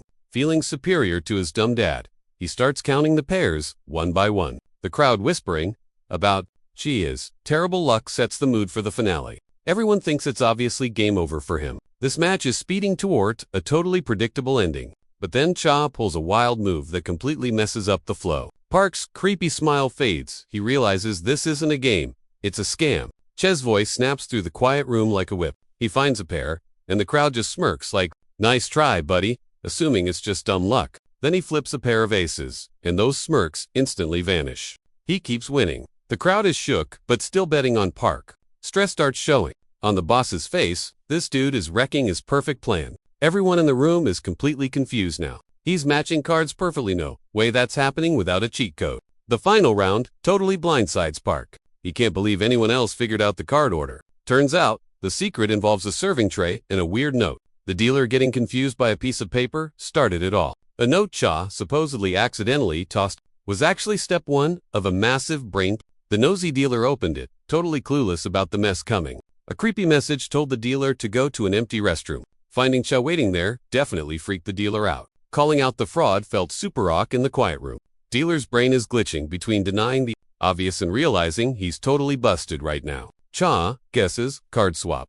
And dude's like, no way. Bro, I only called you because I know what's up. His words echoed in the bathroom. Dude flinched hard. Unexpected help. Total bait for a trapped guy. Cha sounds super cocky, spilling the tea on the dealer's massive casino debt. Cha guessed the debt numbers. Right. Dealer froze.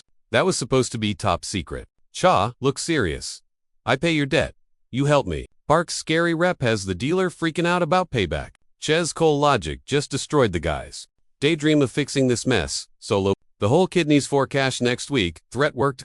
Surgery table versus freedom. Made him think twice. Dealer's job is basic, but the risk is deadly. That's what Cha said. Wants to live? Gotta snitch on the casino house. Chez. Crazy luck in the last round is basically trolling the system. Park's face twists up. Betrayed by his own bro. Dealer admits he helped Cha casino rep toast. Everyone's shook at the They can't believe the insider just flipped on them. Dealer starts spilling everything. Smashing the fake vibes like a hammer on glass. Old casino secrets just got leaked to everyone. Every cheat code exposed in a savage rant. The players are getting super salty now. Screaming for payback while Park shrinks in the corner. A cold chill hits the gambling king. He can't believe he flopped this hard. Park, Do-hwan's laugh sounded like a dying hyena. Creepy. Tried to deny it, but got shut down fast. Justice served via a fist to the face. Face planted the table. His empire is done for. Cha stands over the loser, looking like a total boss. His old promise just backfired. Big time. Fate is grinning at Cha as he grabs the table to wreck the king. Furious knocking, and the creditors screaming ruin the night vibe. The relentless debt collectors show up, wanting blood, not cookies. Park gets hit with flashbacks harder than a pop quiz. Dad's gambling spiral played in his head like a glitched video. Lil Pac, totally clueless about backstabbing, reached out with zero idea of the mess ahead. Crazy vibes twisted his parents' faces, biting his nails in panic, bleeding while mumbling lame excuses. Dad claiming his son's greed caused this. Yeah, sounded like total garbage, wrecking his childhood. That hospital bed turned into the spot where their fam got absolutely wrecked by his dad's betting addiction. Boom. Realization hits. Young Puck sees only cash saves you from being broke and embarrassed. Chadjo. Tempa flared at nothing, his target vanishing like a ghosting ex. Park Dwan's fist smashed the dude's daydream, giving him a harsh reminder of who's actually bossed in this sketchy den. The casino boss turned his rage on the snitch. His insults burned worse than hot sauce, promising major payback. That death grip on the dealer's neck, a clear sign he's in deep trouble for breaking the code. The croupier tried to blab about the proof, but that just made the guy squeeze harder, breathing optional. Apparently, he looked around like a trapped rat, only to spot the second dealer bailing on him. The bag of evidence vanished with the runner, stealing the last shot at fairness. A nasty faceplant onto the floor woke the traitor up. The pain hit the same time he realized he was screwed. The boss screamed about the betrayal. His voice dripped with venom, like a gamer raging over a hacked lobby. The need to protect surged in Chaju Yang like a caffeine rush, pushing him straight into the brawl. Park Doan, acting all deep and dark, spouts facts about money ruling everything while he keeps bullying the fallen minion. The hits kept coming like a button mash combo, each one served with a lecture about breaking the house rules. The prisoners froze like lagging NPCs watching the epic showdown unfold in the gambling pit. Cha Jong rushed in like a hero, ready to serve some serious justice. His kick packed enough wallop to send someone to next week. Table flips. Cash flies like confetti, and the hero sounds off like an anime protagonist. That old school need for revenge just burst through. Taking down the villain became his main quest. The defeated gambling king flopped on his back. He stared at nothing, lost in a flashback of old mistakes. Memories unrolled like a long receipt. A lonely mattress where his dad lost his mind. Young Puck's tears hit the hospital sheets. Every drop held a megaton of silent hurt. They cursed the rigged games like bad magic, blaming them for wrecking his dad. Remembering his dad's glory days hit Park Doan right in the feels, reminding him of lost pride. The vision of his skinny dad, looking totally wasted, haunted the son who sold out to the dark side. That white suit guy's creepy laugh turned sad vibes into a joke, totally roasting the Dadson bond. The suit guy's savage grin slices the mood. He trashes parental love, calling it pointless, sounding like some ancient hex. Toxwask is about caring for a comatose dad, just dis family ties. Creep plays on guilt, making duty look dumb. The big question of cashing in on drama is the point of no return, where Park Dwayne's soul goes dark mode. Chaj versus the gamble boss goes epic. Light versus dark style, where dirty money is just a lame excuse. Bam into the wall, asking loudly why the bling-blinded opponent can't see straight. Fist up for justice, asking if pain matters, like a prophecy. The mob of prisoners freezes like NPCs, watching a boss fight. Look away and get wrecked by fate. Casino boss lands a nasty punch. Blocks are a death dance. Parks, attacks, rain like rocks. The hit eats the hero back like a god's rage. Rants about cash. Ruling souls sound like a funeral bell, making it a dark ritual. Cha Jong slams the car, glass showering the fallen hero. Mean giggles from the crowd ask if the brave dude survived the Dark Lord. Parks, sorry sounds like a fake. Script masking the demon vibes here. Boss's voice booms like a fake blessing. Calling it drama sounds totally cursed. A shout cuts the air, shattering the gambler's lies. Down but not out. Chojen mocks the fake god, calling out the lies with cold hard facts. On the wrecked car, the downed fighter screams for payback, full of righteous rage. Big truth drops in their Titan chat. Revenge reasons are timeless, like universe laws. The invite to Deadly Hidden Seek sounds like a challenge for life, not cash. Charu spits numbers like a magic spell. Digits counting doom. Kids' game rules become death threats. Crazy vengeance twists Charu's face. His vow to turn the guy into a corpse sounds like a god's oath. Park despairs, bowing head as his lie empire crumbles. Cubes, shaky fingers gripping the last shred of reality. Past WS turned to else, so he throws a desperate punch. His power move was actually just pathetic cringe. Jeju Yan's laugh was icy cold, roasting him about how hopeless this is, hitting the gambling king right in the feels. The grip on Park's hand screamed payback time. Vowing to wreck him sounded like a boss fight intro. Chaeyu's crazy eyes matched the dark vibes. Hide-and-seek turned into a straight-up execution. Dice spinning in the air like destiny. A Thremius's fingers are getting wrecked. World's tiny now, just dice and incoming pain. Park finally realized he was cooked. Laughing at his own weird flex, through the bruise, filter, and scrapes, he tried one last mind game. We're the same. Sounded super desperate. The team-up offer vanished like a vape cloud. Huge pupils signaled a new wave of hurt. Rolled a 6. The irony is wildly real. Luck ghosted the guy who used to rig it. He screamed, but the fist was already connecting. 6 hits dropped, like a countdown to 0. Park's consciousness just lagged out as he stared at the ceiling. The fancy room felt heavy and suffocating. A girl's voice cut in with a question about moms, surrounded by rich blank. The tattoo artist, eyes blazing with red fire, used slang to hide her true skills. Her hair flowed like dark fate. Ink, red eyes, scanning everyone's soul. Rockin' a suit to look legit. Puck asked for the dark gang mark. His vibe was totally toxic with revenge. That sly look proved she was a dragon spy. Puck showed cards, cash flowing like blood. Every bill proved he was ready to sell out for some payback. His revenge plan sounded like a cult scam. Promises of gold hung there like smoke, smelling like a total betrayal. She dropped wisdom on mental costs versus cash. Obsession kicking in. Money's got young Puck acting totally wild. Eyes locked like a hawk spotting a snack. That neck poke? Total ritual vibes. Trading his soul like it's a cheapskin. No cap. Handshake seals the deal. Serious main character energy here. Everyone's sus about the real motives. Bad vibes hanging over us. Dude staring daggers. Straight piercing the tat artist's soul. Every word hits deep, like the intense intro to a movie. Tension maxed out. Panic spread through the halls faster than a viral tweet. Screams turned into one giant cry for help. Big yikes. Runner dude looks absolutely shook. Drool everywhere. He's the poster child for about to crash and burn. Despair pushes the other dealer through the scary mob. Screaming for help, but nobody's listening. Total flop. Mahjong pops up out of nowhere like a final boss. Swipes at the trader's head, snagging the bag of lies. Megam grabbed the bag.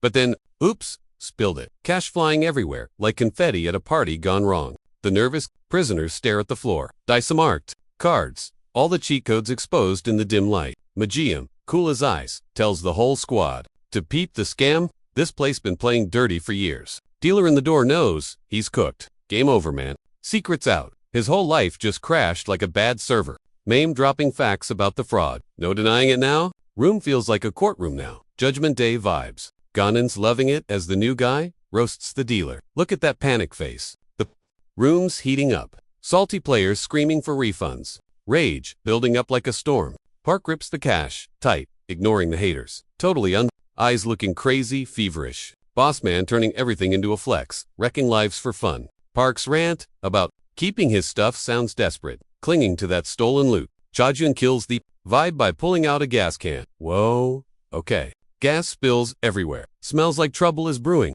Everyone watching is shook. Frozen. Stress levels peaking as the fuel hits the fancy floor. Park finally realizes he's in trouble. Eyes wide open. His scam kingdom is about to get roasted, literally. Chajian, looking spicy, suggests one last game. Electric shock. Betting lives now, not cash. Park Don's face twists up with crazy rage, yellin' me first. While totally shaken in his boots, the casino boss begs them to chill, sounding super desperate. He eyes the cash and gas like a squirrel on energy drinks. Chajiong drops a told you so. That actually came true.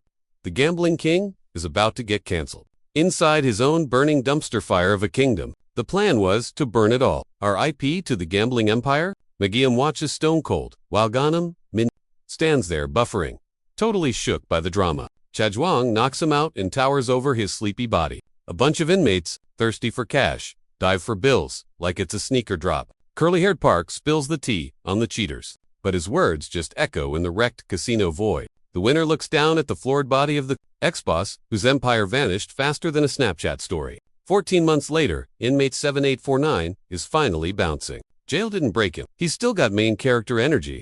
Every day inside just leveled up his stats. His confidence is fully loaded now. Fresh start time. He sees the world in 4K resolution. Now, right at the exit. To freedom. A guy in a white suit is waiting.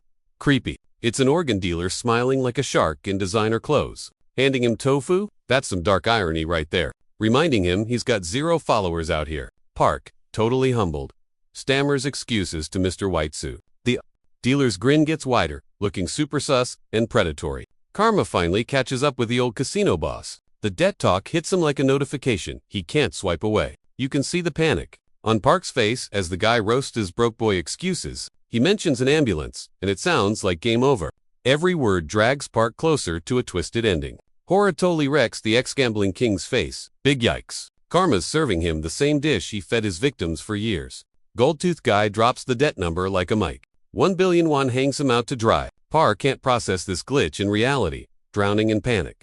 They drag him into the van. Freedom gone. Nightmare on. The debtors. Car shakes. Waiting client's talk seals his doom. Gunman struts the cell block. Eyes totally glitching out.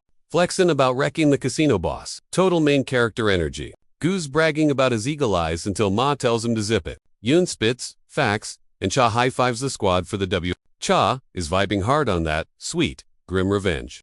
Heavenly Dragon, Agent 3. Deleted by Felicia. Planning the next hit? When whoa. What's that? That creeping cam's got spicy new tea to spill. Room goes quiet. All eyes on Mr. Curly Hair. Super awkward. Time just totally froze. Dude name dropped. The girl, Cha, went full statue mode. Newbies, sass levels. Pikachu shoves a Pikachu's bestie right in his grill. Talking smack about the crash. Serious fighting words. Chassis red. Stranger danger mentioning her. Boom. Cha claws into the troll's face. Fist hovering like a nuke. Ready to drop. Cha whispers for a pillow. Majorly creepy vibes. He sounds like pure payback waiting to happen. Muffling the guy's shrieks with the death grip. Cha slams the brat. Hush, never sounded so scary. Dude checks the walls covered in crazy mom graffiti. Total emo kid shrine vibes. Curly leans back. Count in mamas like a robot. Everyone's twitching. New guy rocks in a creepy beat his mom count. Rap is haunting the room. Curly acts bored. Totally faking the chill vibe. He's just itching for the drama to start. Cha walks in right as Curly riffs on brain chems. Like destiny locked to beasts in one cage. Yikes. Curly remembers meeting Cha holding a busted shovel, looking absolutely psycho. Thinking of that, boss beatdown gets Curly hyped. He's obsessed with senseless violence. Weird flex. Curly grins like a cracked doll. Super disturbing. Finally, life's getting spicy and dangerous. Cha chokes him, yelling at the slowpoke for a pillow. Cha cocks a fist. Curly looks, ... Happy. What? Curly's sketch makes Cha freeze. Every pencil stroke is a gut punch. Breath gone. Choked up. Curly wheezes out. A plot twist. He's spilling tea, but it's totally toxic. Dragon tap? That question hangs there, like a bad smell. Bullseye. Straight to the core of Chia's mystery. Cha, let's go. But the mood? Still super thick. Silence hit different, like the pause before a boss battle. Curly slipped away, moving totally slick and predator-like. Dude flexed hard while offering help. Super sus vibes though. Cha Jujun looked completely lost. His face screamed stranger danger and major panic. Curly Hair spoke soft, trying to fix things. Yeah, right? Walking on eggshells with every word. Lame excuses about a dropped pic floated around like bad gas. Curly held out a sketchbook, acting like some savior. As if, sounds super shady.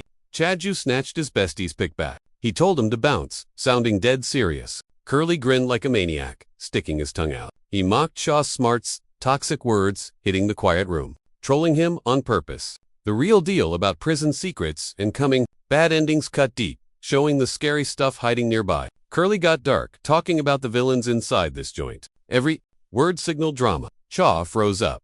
Total stress response. His gut screamed red flag at this random helper. He didn't trust this crazy guy at all. Headache time. Brain said don't team up or you're toast. Curly threw a fake tantrum over a bent grate. Total drama. Queen. Cha asked what the deal was. What's the catch? Bruh. Curly spun. Slow-mo style. Licking his finger.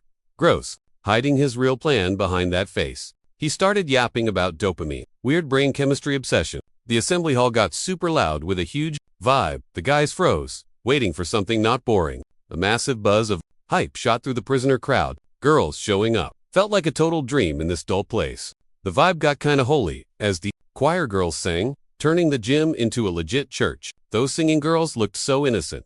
White, totally crashing the gloomy prison aesthetic. Like a spotlight in the dark. The song about Jesus and Saint Mary hit Chijoan's feels, waking up old memories before the betrayal. Flashback time. Cha remembered when Sun hit his friend's hair and they laughed in church. Warm fuzzy feelings took over Chia's brain. Playing hide and seek, the pure joy when she found his spot. He could still hear her winning shout in his ears, mixed with a nice try vibe for my bad hiding spot. A sec of pure unruined joy. Cha camps in the confessional. His girl asks about sleep, with the worry he's totally missed out on. The guy's confusion busts his cool act when he admits waking up, and her worry about the cold hits him right in the feels. He spills the tea. Church pews beat home beds. shows the hurts he hid. Realizing his home life is trash darkens her face. Her heart shrinks, seeing how lonely this dude is. Creaky doors snap them out of a deep moment, freezing their hearts before the rude interruption. Her BFF's eyes go wide. In shock, Anahe's name echoes, sparking major hype. The girl's blonde hair flows in the sun as she yells for Dean, Aesop. Orphanage talk hangs their total reality check. Despair hits her voice, warning about being late. Pure fear of getting grounded. Dion's silent hint about cleaning the cathedral makes Cha freeze, turning chat into a rebel plot. Memories of her lost friend wrap Cha like a ghost blanket. Choir hits the prison hall, and Cha gets a sudden brain blast. Reality fades. Before the miracle popping up right in his face, holy glow lights up the singers, turning jail into paradise. Right in the chorus, like a flashback, she stands glowing like an ancient icon. Cha locks eyes on the familiar shape, her face hitting his scarred soul right in the feels. Electric spark hits and random meat turns into destiny. Her pupils blow up in shock. Past and present mash into one silent, oh my god. Jail canteen buzzes as guests take seats for the weird show. Choir girls, bringing the faith, share their holy mission, singing hope in a total dump. One girl realizes it's hopeless so much for doing good. Prisoners throwing creepy looks, slide over the girls, ruining the holy vibe with gross jokes. Her innocent menu question lends weird amidst the sketchy innuendos. The box held out bridges the gap between pure vibes and total trash. Nerves and curiosity mix as they peek in the mystery box. Every stalled second just ramps up the stress. One girl hisses about psychos and hell, cutting the air as her friend, scared of getting caught, tries to shush the drama. Sudden prayer stops the trash talk. Weirdly fake holy moment. Crocodile tears leak down the big guy's face. Total softy. Acts so holy with jail food. It's a weird ritual. His thanks sound super fake in the prison noise. Every word drips with totally fake piety. Girls whisper Catholic and lose it. Eyes poppin'. Whoa, so deep. They think his dramatic cross sign covers up his sketchy true self. Then praise to Buddha, remixing gods like a bad playlist. The yellow glow makes him look freaky, but cool to the girls. Stressing bout. Mia Waiha hits hard. The break excuse seems super The heat of the tiny room cooks Yunha breathing is a struggle in this awkward vibe. The tight den space sees him meet. Eye contact is screaming secrets. Cha says, my bad for the spot. Mixing with her, lazy fit comments. Kinda bridges the years between them. Cringe vibes float like smog as Yunha talks history. Every word heavy with flashbacks hit like a ghost web, tying them up tight. Den's name drops at the same time jinx, but like a super painful, scarred soul version. Yunha looks totally panicked speaking of the loss. Cha cuts her off to save the vibes. Hearing about Dawn stabs Chia's heart like glass. Unha keeps spilling tea, hurting him more. Awkwardness grabs Cha like icy claws. Clues echoes in his lonely void. Asking if he's lonely, Post-Ion burns like fire. Unhas, unmasked eyes drill right into Cha's soul, reading the sad story inside. Flashbacks grab Cha tight. School halls light up. Young Yunha floats by. A vision. Dudes stare like thirsty zombies. Whispers spread down the hall like a viral trend. Simps watching her hair bounce. Freshman girl turns a boring day into magic hour. Confusion vanishes. Cha zones out, packing her bag. Her showing up in his zone hits like sunlight in a dark room. Her question hangs there, dripping with sassy judgment. Cha's eyes go wide. Her diss about him zoning out just floats there awkwardly. That flirty move with twirling her hair. Total weapon of mass distraction. Yunha chats, coupons, but her moves are screaming. Want me? Unis's hopes get crushed by his loyalty wall. As Cha stands up, he mentions meeting Dawn, basically killing her, dreams dead. A sloppy bye, and maybe later hang there like toxic smog. His steps echo in the empty space where her hopes used to be. Rejection stings, soaking into every bit of Yuna's soul. Denial messes with her head, making the pain feel like forever. Touching Cha's neck links the past and right now. Lonely words sink in deep, like some slow, flirty poison. Cha is sweating bullets, torn between being good and giving in. Each second is a total fight with his demons. Yuna's lonely talk drips like bitter venom. Every word is soaked in her dark, secret misery. Holding hands grounds him in a crazy emotional storm. You're not alone hits like a magic shield against old ghosts. Anha's stare drills into Chia's soul. You have me hits like an avalanche, crushing his willpower. Numbness locks Cha's brain in an icy grip. Reality crashes his brain, leaving nothing but total shock. Pressure ramps up with every word on the ignored letters. His lame excuse flops like a dying fish. Ches. Confusion is basically straight up denial. Asking what happened is his last cling to the cliff edge. Playing around with his Hera reflects the past. Every twist on his finger is a time spiral to the dark pit of his unchangeable self. And Ha's words hang there, super understated. Every pause buzzes with electric, unspoken feels. Reality crash. A worker yelling about dinner kills the vibe. Yaha goes quiet. The worker's boring. Food chat echoes way down the hall. Talk of hunger drags them back to harsh prison reality. Yunha panics, throwing on her robe to fake calm while freaking out inside. The goodbye at the door tastes bitter and unspoken. Her confession hangs there like a spooky promise. Cha saying meet in 3 years sounds like hope magic, trying to make the future a sure thing. Yunha beams, like sunshine through clouds as she says bye. See ya next week isn't just bye, it's basically their whole destiny now. Fake smiles. And talking about hangouts to hide, she's totally crushing. Church talk, just a lame excuse to score more dates. Yaha fakes caring about the mess to hide, she's shook. The ape. Inmates' rude pig comments, totally killed the vibe. Fake nice acting, covering up their super sus plans. Sister storing major shade at Yaha. The cringe is real. Realizing Eunice Fob was a big oof, made the sisters hate her. Everything she did looked sus. Hate for their friends' glow-up leaked from the sisters' mouths, acting holy but honestly just salty. Nasty gossip ruined the holy vibes. Total drama fest. Chatotaway froze up when hotel stories hit hard, wrecking his view of the fake holy talk bug. Chawa girls spilled tea. Every muscle tensed up. He looked at the girl who broke his heart. The nuns, crazy screaming, ruined the moment. Seriously, what a total freak show. Inmates in the hall were bored out of their minds. Their totally fake sorry prayers dripped with major sarcasm. Preachy love talk just flew right over their heads. Dancers in tight outfits killed the holy mood fast. Their gym gear turning the church into a thirsty thirst trap. Inmates faked faith but were actually just thirsty. The dancers glowed under the bright lights, clueless that the guys were creeping hard on them. Their prayer poses were basically a big joke.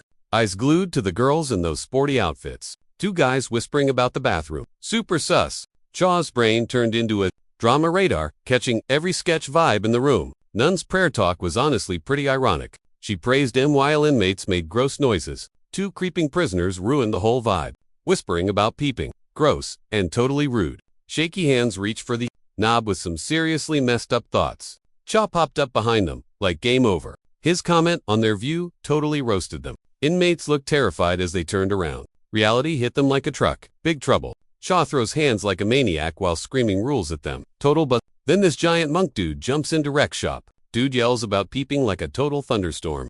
His massive hands promise big trouble is coming. While his lecture hits them right in the feels. Funny how his twisted prayer flips the script, turning a holy moment into total brain torture for those guys. The church girls are totally freaking out now. Weird noises make their safe spot super creepy. Eunice's heart is pounding as she leaves the lockers. Her question hangs there, like a major bad omen. Real life gets crazy fast. Waiting feels like forever. Seeing those guys knocked out on the floor hits Yaha like a bad dream she can't wake up from. Unha is basically shaking like a leaf, hiding behind Che, who's just standing there confused. Girl starts spilling apologies all over the place. Every word is super salty, cause she knows she messed up big time. No takebacks here.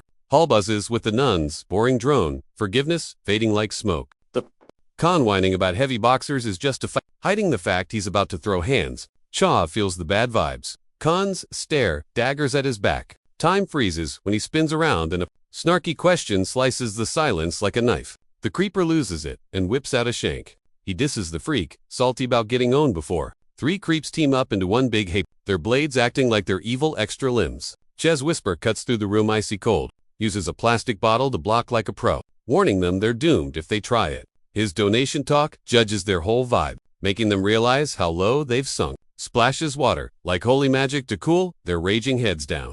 Attackers look super twisted and mad, as the water soaks them, turning a blessing into a total Chow mocks them, calling them just pawns. His voice slices up their pathetic lives like a surgeon. Cha grabs hard, turning the arm twist into pure payback time. Moves like a pro killer who's done this tons. Pain vibes are everywhere, as he asks about the buyer, hanging over them like an axe. Suddenly, a worker dude busts into the warehouse. Lights flash on like a cop car, showing the mess. Light hits the corner, spotting a lurker. The vibe instantly gets super weird and heavy. Chi, brain freezes when he realizes who it is. His eyes go wide.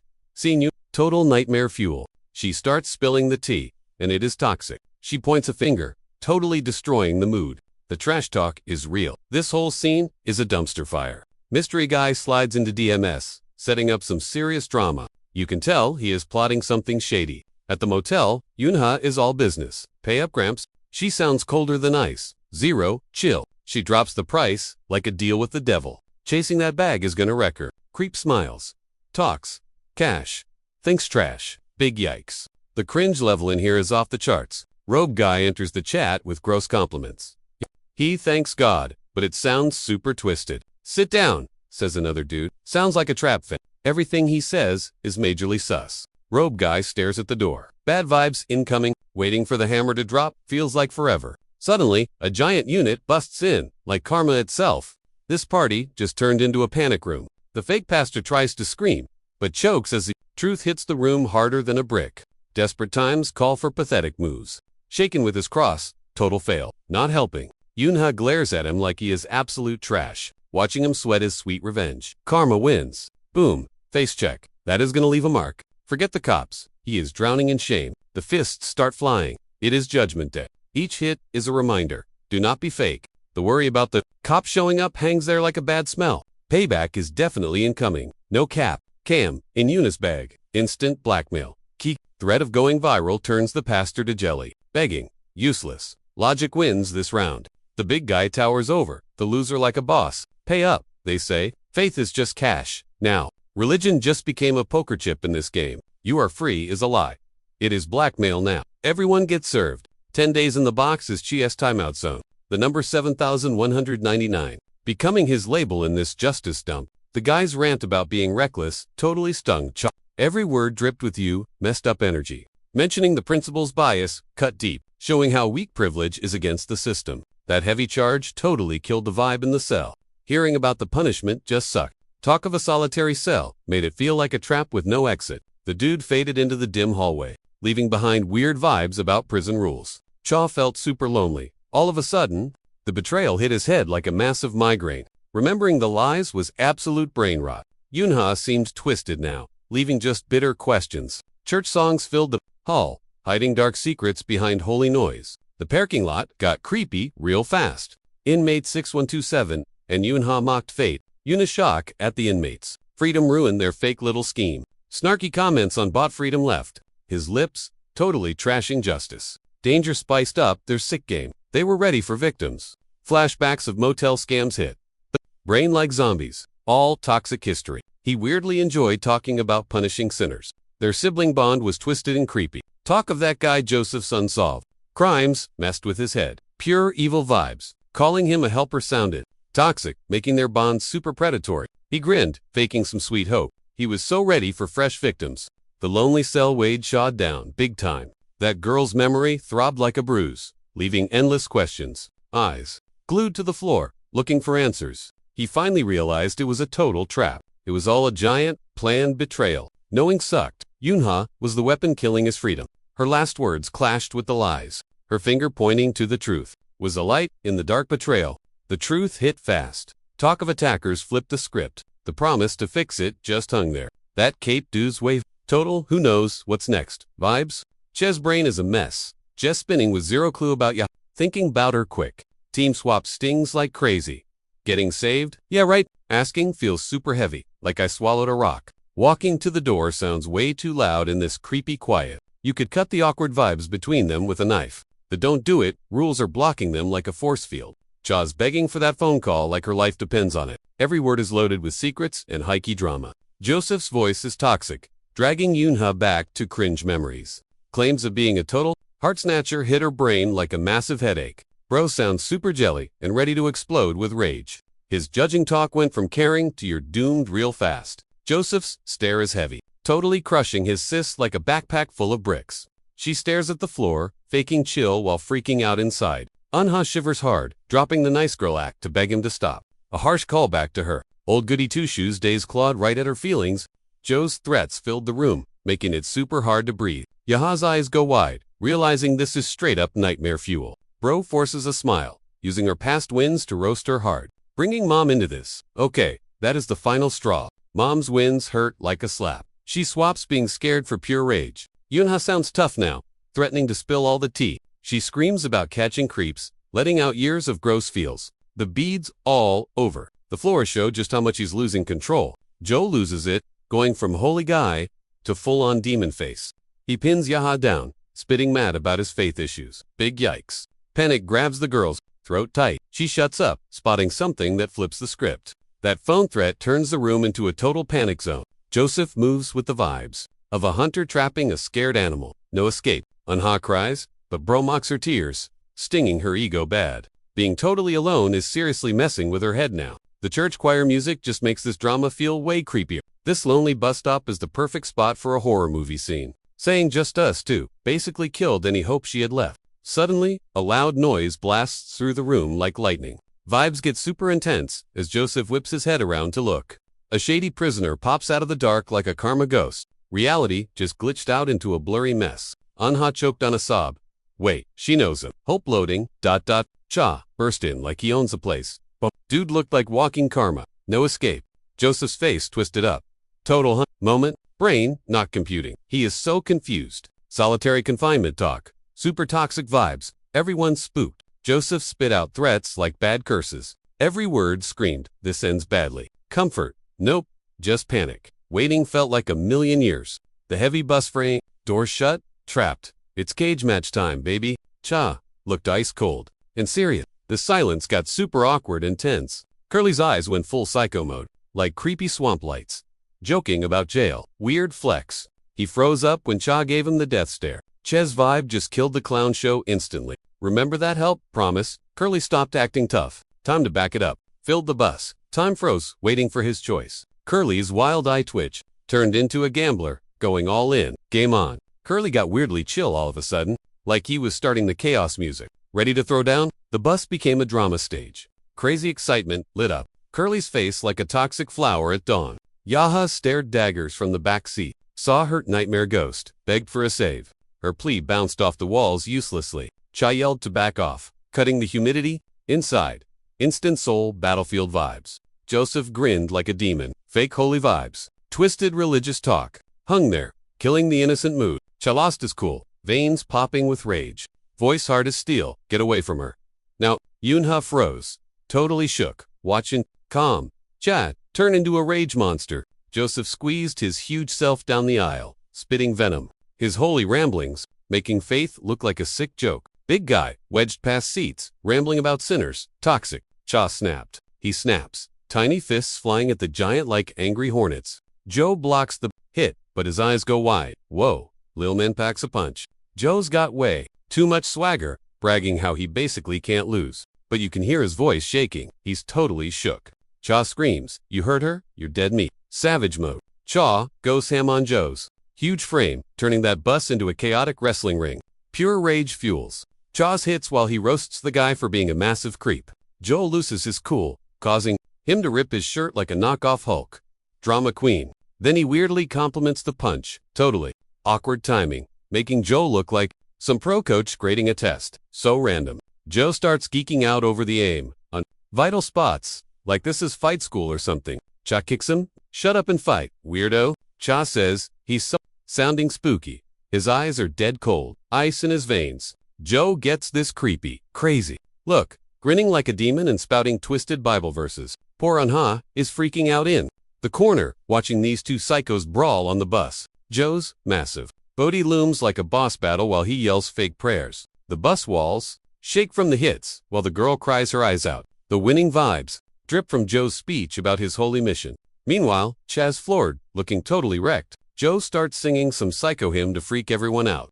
A super creepy grin twists his face as he asks the terrified girl for backup. He acts all to his sis, trying to guilt trip her into his weird cult. Yunha gets flashbacks to Bible camp. Like sharp stings, remembering when things got super cringe. She used to just pray to see her mom, but now those prayers feel like a total joke. One last Damon whispers out, kissing her innocence, goodbye. The shady pity from others are totally crushing her vibe. Mom's debt is her harsh intro to adulting, being the absolute worst. Joe, the prison newbie, is soaking up every drop of drama, leveling up his future supervillain stats. Joe's quiet amen hits like a creepy spoiler for the chaos ahead. He's eyeing her misery like a hawk, total predator. Vibes, shadows, make Big Joe look even more glitchy and wrong. His creepy voice slides right into her brains. His curiosity flops into panic seeing this absolute unit of a guy. His Bible camp talk sounds straight up cursed. That overheard tea hangs, they're like toxic sludge, ready to wreck her dreams of his help is a total trap, baiting her onto the express train to Fail City. Talk of fast cash hits her brain like a virus, rooting deep in her desperate mood. A warped logic about sinners clouds her head, turning hope into bad news. Joe's touch gives her the ick, scaring her spirit while he whispers, "Oh, but easy wins," basically locking the first cuff on her wrist. Mean comments about ruining purity slice through the sweaty bus air, turning a rescue op into a total joke. Crushing Cha's leg turns the ride into a dungeon where every move feels like waiting for a banhammer from a crazy mod. Joe's fist pauses, like a glitching game boss, ready to smash for justice. A sudden ouch moment hits Joe's brain, swapping a win for a wait. What? Face. When she fights back, the wannabe judge looks shook as his hand goes to check the bump on his head, wondering who dared. Yunha levels up, raising an umbrella, going from NPC victim to main character hero. Joe's toxic trait is not letting go of the dude leg, showing he's way too committed to his weird rules. Cha gets yeeted across the bus, slamming the driver's seat hard, smashing glass. Remixes with Joe's gloating, his toxic lecture salting the loser's wounds. Yuna's pathetic scream pierces the bus vibe, heart freezing as she watches her brave defender get absolutely destroyed. Joe's threat about being naughty drops like a final boss line, making the bus feel like his evil lair. Joe grins like a maniac, high on his own fake holy power trip. Yaha's vibe is totally chill, but her moves scream beat down incoming, making Joseph feel like a cornered rat watching a cat close in. Wham! A sucker punch rocks the big guy, and suddenly, his reality is spinning like a broken tilt. Total confusion fries the brain of this holy dude, while his limbs go on strike and refuse to move. A bloody nose? Yeah, that's the first clue. He's toast. He's losing his grip faster than a bar of soap in the shower. Cha starts explaining the beat, and as the info sinks into the giant's thick skull, he realizes his invincible bod just got wrecked by precision hits.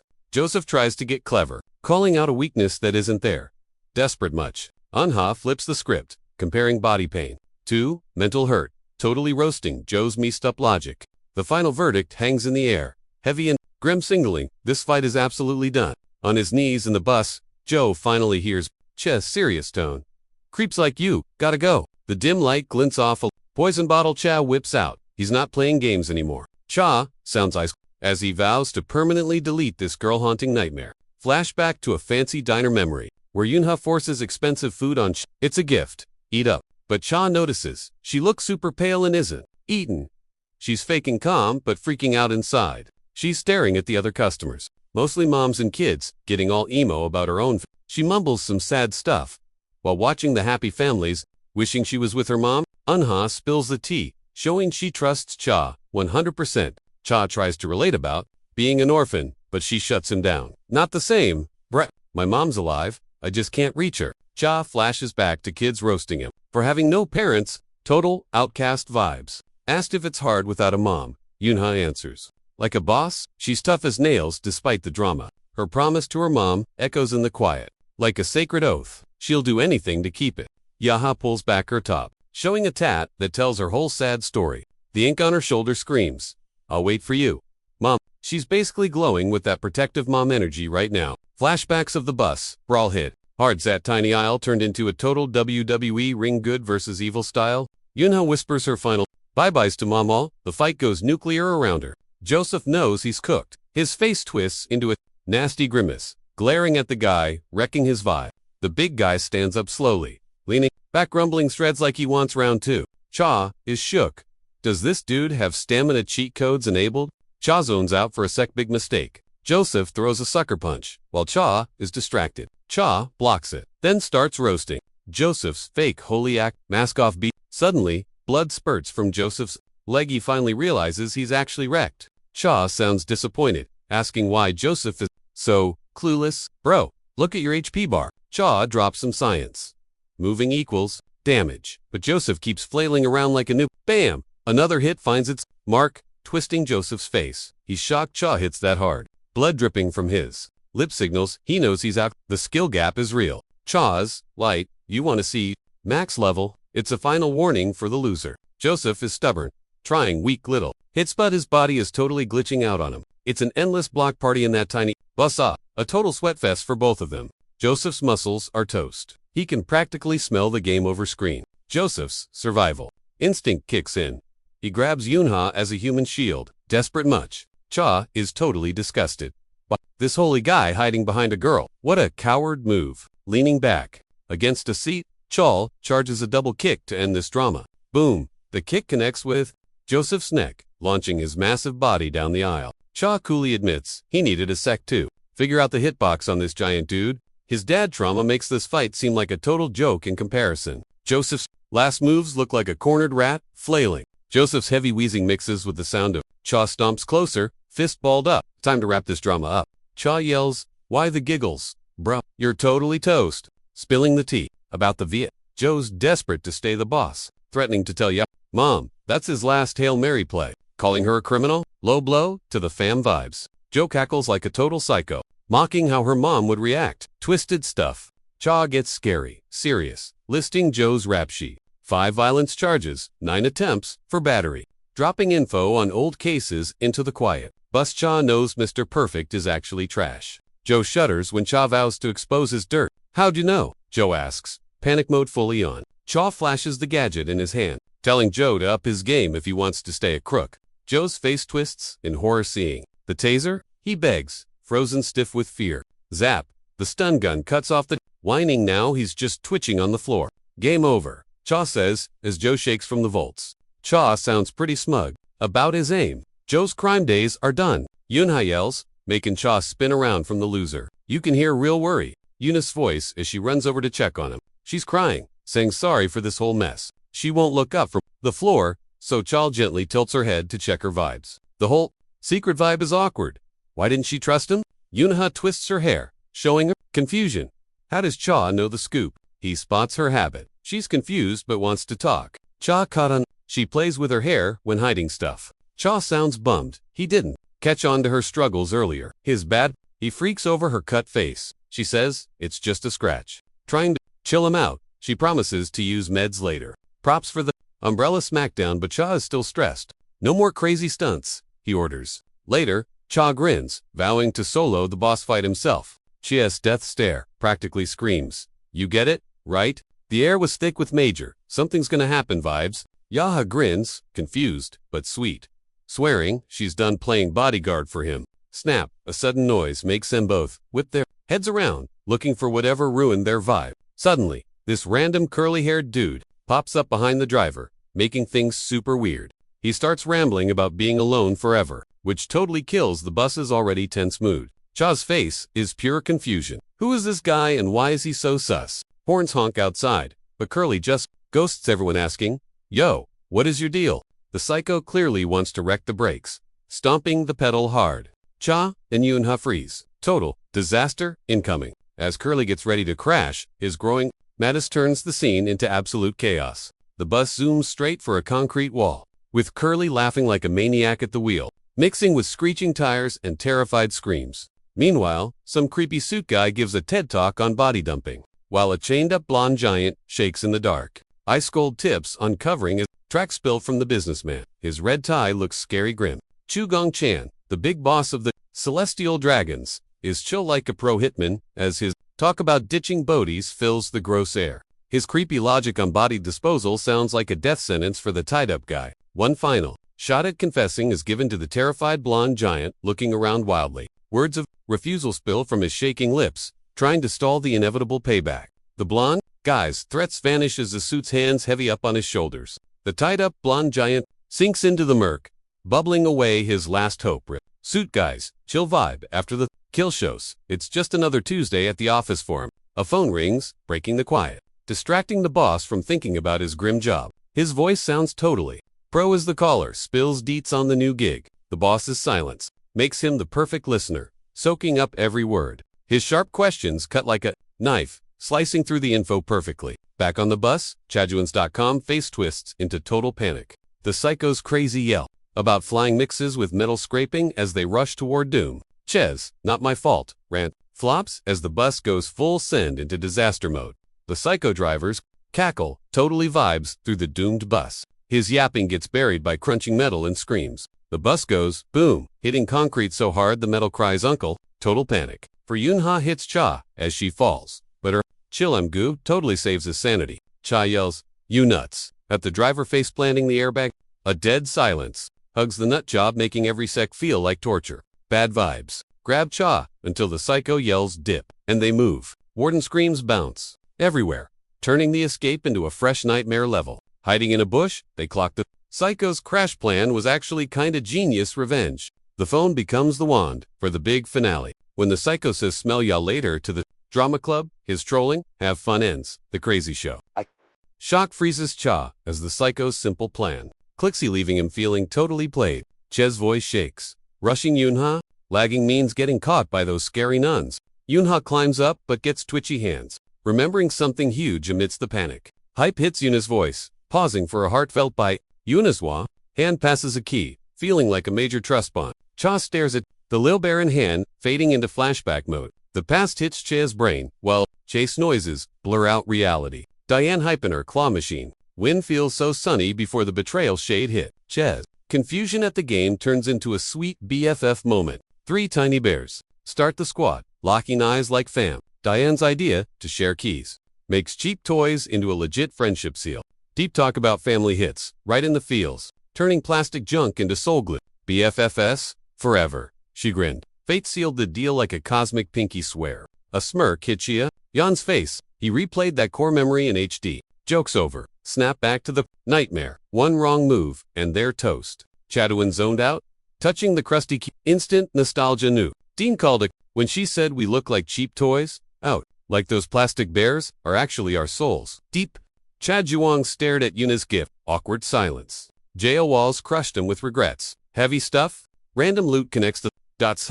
Spills the tea on finding that ancient charm. Friends, Foriva replayed in Chaju Union's head. He stared down the beat-up bear like it owed him cash. Finding it on a table. Fate's pranking us right before the breakup. So rude. Roasting the ugly charm was just a cover for Chajuin's feels. Keeping the vibe chill so nobody freaks out. Don't die. Chaju Yang choked out, heart pounding, like a bass drop. The shape of Unha vanished into the dark, stealing his chill. He just stood there. She bolted fast, causing Chajuan to panic and overthink their bye-bye. Zinha turned tomato red, died of cringe and secrets not spilled. The ghost of her dead bestie haunted Yuna's brain, guilt trip max level. Seeing the nun outside, stressed, Yunha, love, confessions, versus ghost guilt. The gnarly news about the snip spilled from Curly's mouth, sliding through the solitary bars like toxic gossip. Chejuan realized my bad doesn't cover this mess. Basically admitted karma's coming for him.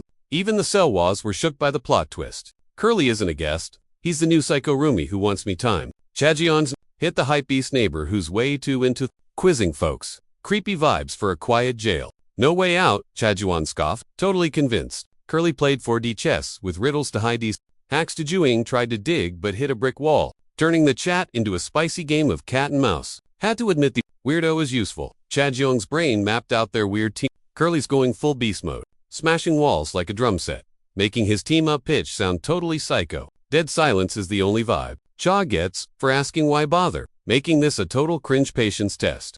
Chaz getting super salty, his roomie's quiet, acting like a literal chokehold. A huge snore ruins the tension. Curly just knocked out mid-chat, like it's a superpower. While Cha is totally spiraling, staring through bars, trying to figure out this weirdo next door. Gripping that keychain brings back a heavy wave of feels about his lost bestie and stuff he never said. Pitch black night hides a red whip, creeping low like a cat ready to pounce. This totted-up Dragon Clan girl blasts the quiet, roasting her mysterious bro with some harsh words. A crazy rich mansion pops up like a massive flex of Dragon Clan cash, making normal houses look like trash. Her boots stomp loudly through the fancy halls, bragging about her rank while the vibe gets super awkward. Those huge, fancy carved doors show off the boss's style. She's judging her bro's weird aesthetic hard. She is literally zero chill, rushing in there to prove she's the most loyal stan in the whole age. Her sari floats there awkwardly until a shocker makes her freeze up at the door, totally speechless. Rocks everywhere. The fancy room is a gym. So now she's wondering what kind of workout this is. The dragon boss pours tea with the smooth moves of a fighter who just crushed a killer workout. She acts all hyped about the hike, hiding why she actually zoomed over here, asking about the biz. Slips out with a tea steam, turning chat into a teaser for big news. The boss man's updates about that gentleman hits a quiet room like a storm warning. Ren's focused, totally. Locks onto the gossip, looking like a hulking statue of pure muscle. Fancy old school Korean vibes surround Ren's villa, making the crib look wildly powerful. Dad's hand wave demands the instant tea spill. The quiet in the room gets thick and scary. Ren's getting antsy talking about his kid, wrecking the chilled tea vibes with family drama. The dragon boss's voice fills the room like toxic sludge. Spilling the tea on the prison beef between the son and the guards, he's totally fanboying over the kid's crazy speed and power, making his wins sound like pure legend status. Scouts chill, vibe cracks. Remembering, her squad got wrecked. Total ego bruise. Fake hype about his kids. Raising hits dad's silent mode. Vibes go from lit to huge letdown, real quick. Pops, drops, heavy truth bombs. Total flop on goals. Room goes quiet. Family bond. Yeah, totally shattered. Dad pulls the unbloomed flower line, turning his bummer into judgy vibes, just hoping the kid glows up later. Calling him a tiny sprout, just poking through the dirt, rude roast of his wins in that savage dragon world. Hating on small jail wins drips from dad's mouth, wants his heir to chase way bigger clout. Waiting for the kid's power-up is dad's new mania, cooking up fresh torture. Flashbacks of Kim Unex's chat hang in the cell. Trio gossips about mystery daddy. Salty talk on man up, punishment fades. In Sig Smoke, jail, wisdom, just bitter irony now. Trash to nuke waste, judgy take on a system where puffing is rebellion. No hope vibes, soak the chat at 3 jail dump equals their messed up destiny. Wanting crazy legend status is the final clap back at a system making life totally hollow. Arson logic twists dad's lecture into an excuse for incoming chaos. Random a Vespi dude kills the chat flow. Trio freezes, totally shook. A spicy dare to start a fire. Hits the quiet like a match, lighting their bottled-up rage. Cell 37 boss, Cho Yun Takaki, creeps over Imdet lit cig in his mouth. Signal for incoming beat. Nervous giggles from the trio of inmates die out. Boss yapping about rude dudes makes the fire joke super dark. The bosses switch up is crazy fast. Human disguise drops, showing the psycho madness hiding in his messed up brain. Toxic school flashbacks hit the boss's brain like a fog, where CIG smoke mixes with salty rants about getting hated on. Teach's knocked out body on the floor was the first hit of future bosses. Wild rage. Soul was already toxic. Classmates total panic. Fuels the boss's dark side. His casual yap becomes a doom sentence. A creepy grin slices the boss's face as his eyes lock on the code, teach, turning the win into a total power flex. Obsession with the brawl, throbs. Inside his head, rap sheet proves he's got zero chill. Vibe gets heavy. One inmate breaks silence, catching the boss's hunter eyes. The hearing chaw triggers the boss like a bad tweet, waking his inner beast. Annoyance cracks the chief's poker face. That cig is the only thing keeping him from snapping. Grossed out by the drama, the boss sneers, flicking his smoke like he's about to drop the banhammer. Goodamon freezes up in the hall, totally shook, as his brain scrambles to ghost the literal monster walking his way. Silence breaks, as everyone bows down like they're synchronized. Cellmates hit the floor hard, showing total respect. The Khan's return from the hole brings a wave of bowing, but he's cringing hard at the extra attention. The main guys stare cuts deep. Roasting Chaw's makeover is a weird hello. Chia's grin is a rare bit of realness in this dump as he hits back with a compliment. The pro leader is super careful about any drama. A minion swears it's chill, but Chaw's focus snaps to a weird new detail like a dog spotting a squirrel. The boss's big brain shows the second. He spots rookie 7-5-8-3, making a glance a whole case. Ju plays peacemaker, trying to fix the rude newbies, bad start, and mystery vibes. Chaw goes detective mode, guessing the new kid's lore, hunting for clues in the details. The warden's robo-voice calls room 36, like it's doomsday. News of outside gigs, shocks. The guys, turning a basic day into a total game. Emo talks on being lonely, get toxic, making words sound super creepy. That toxic snake. Comparison shows how this jail is strictly survival of the fittest. Calling jail a snake pit shows the system's real deal, with big bosses hyping the toxicity. Dad's savage sideshows, in his wish to make his son a total viper to win this deadly game. The scout gets the deep meaning. Eyes wide as snake gets a whole new, dark vibe for her. Dad's heavy words drop like a bomb, totally sure about where his son is, sounding super doomed. Choi freaks out, panicked by the backstage gossip, triggering a total meltdown.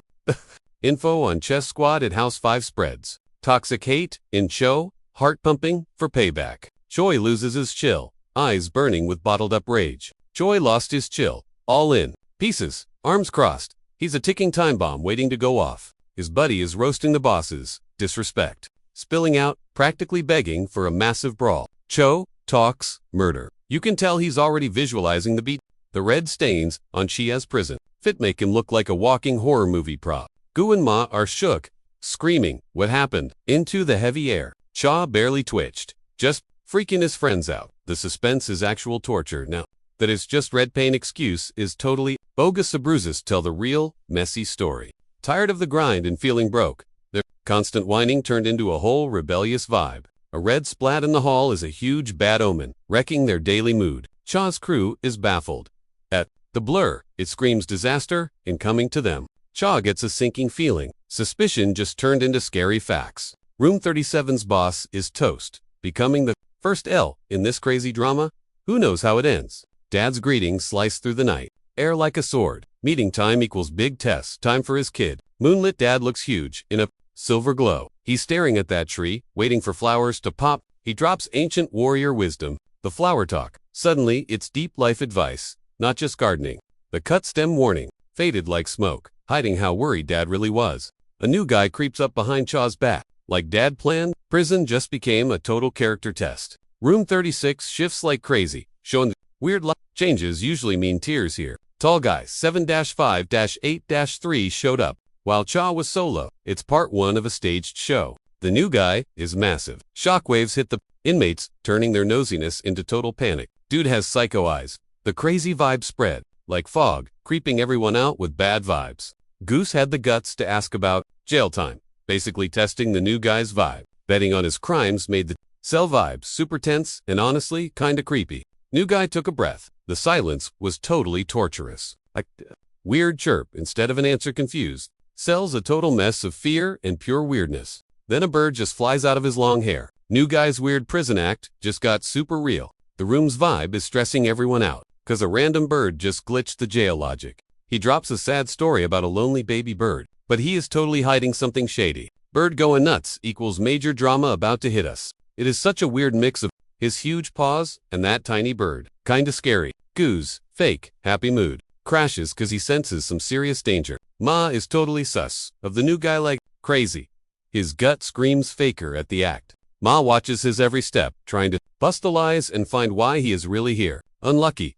Bird lands right on Cha's best loot, a sick dragon tat and a sad, old photo. New guy staring at the pic is the first slip in his act, showing why he is really here. News that Boss 37 broke 23 bones hits. The showers, making it total gossip central. Cold bets on healing. Time and zero proof make the fight a cruel game. Toxic rumors fly through the cell. 36 guys can't believe the boss got wrecked. The eyes shift to the tall new guy. Everyone's nervous. The wild gut of Magam senses the fake vibe of the quiet stranger, while the rest think it is all chill. The scared ex-con eyes, the outline of a mystery guy cleaning, solving the scary puzzle. Red stains on the new guy's fresh kicks prove he's the one who destroyed the boss. Crazy mix of clean shoes and red prints hits him, showing the ugly truth.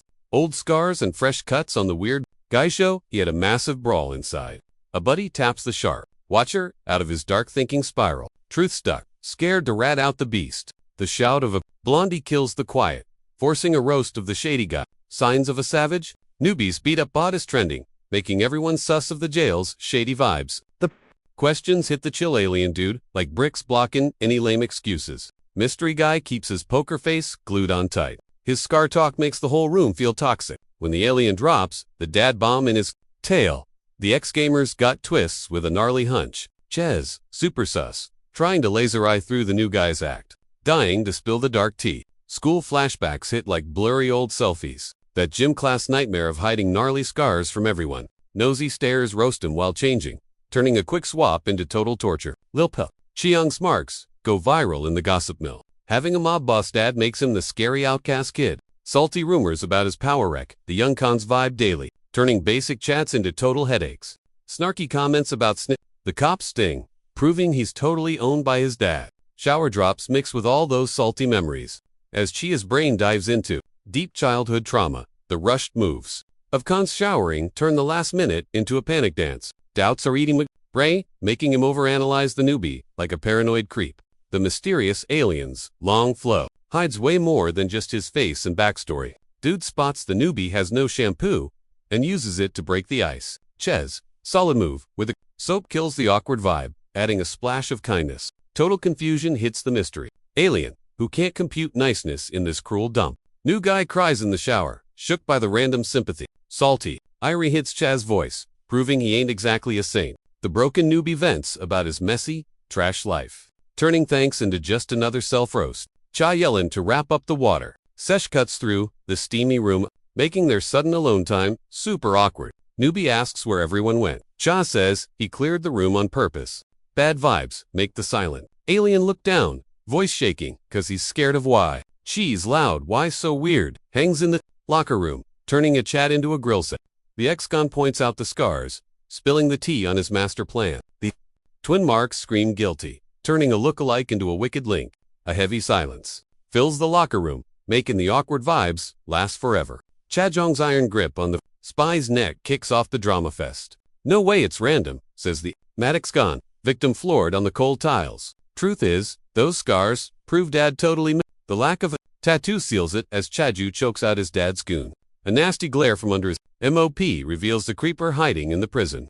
Chaju Young wanting credit for dad's mess makes the room tense, grip tightening fast. A threat, 2 snap drops from the angry con as his hands squeeze the silent spy for answers. Fancy Yui Wan shows up at a crib, dripping deadly swag. Yui Wan's mocking look roasts the fighters, marking them all as prey. Snarky comments about new cut deep, making the squad look like total pawns. Using young blood sounds like it comes from you like a hex, freaking everyone out. A mix of warriors freeze under the boss's glare, making it a survival game. The leader's judgy look picks apart each newbie, making the pick a total deathmatch.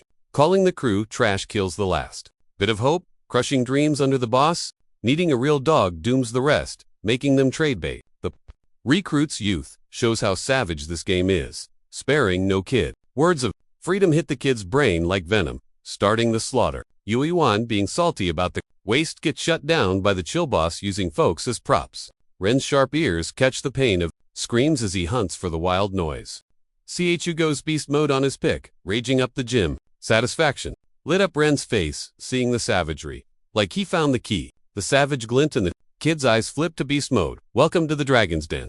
Then drops the whole, who's your daddy bomb? Boss's words land like a cursed contract, totally pointing the newbie into a puppet. Chajong's grip on the spy's neck turns, lockers into pain stations, squeezing out the tea. The harsh truth about being a lapdog spills out, finally admitting he's played crazy warps. His face as the master talk hits his brain like toxic darts. Ink talk flips into blaming his loyalty, showing just how deep daddy issues go. Spy dude smirks, creeping us out and basically confirming the bad vibes. Yelling for answers, bursts out as he tries to solve his dad's twisted puzzle. Stressing missed hits is a total headache where stalling equals secret clues. Dad's orders vibe like toxic smog, making every breath taste like backstabbing. The spy stay mute is major cringe, testing patience every single second. The metal of the locker dents from rage, showing the battle scars of 2 wild beasts.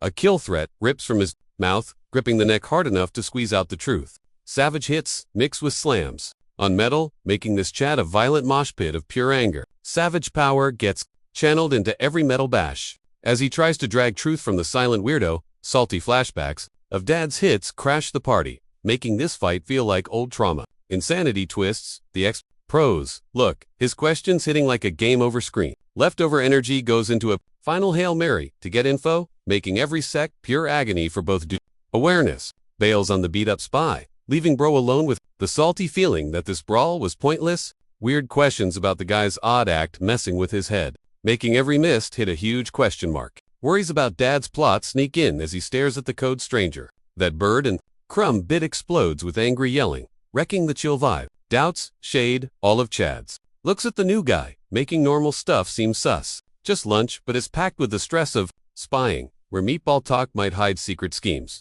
Zero proof is brain torture, while clumsy moves spark new drama, twists. The tray flip, slop reigns on the alien dude, causing total jail chaos. Gunham's fast. Sorry flops hard. Dude's silent, making the vibe super flashbacks of old threats bug Chajuan, while the creeper chills, total mystery. The weird guy's totally strange.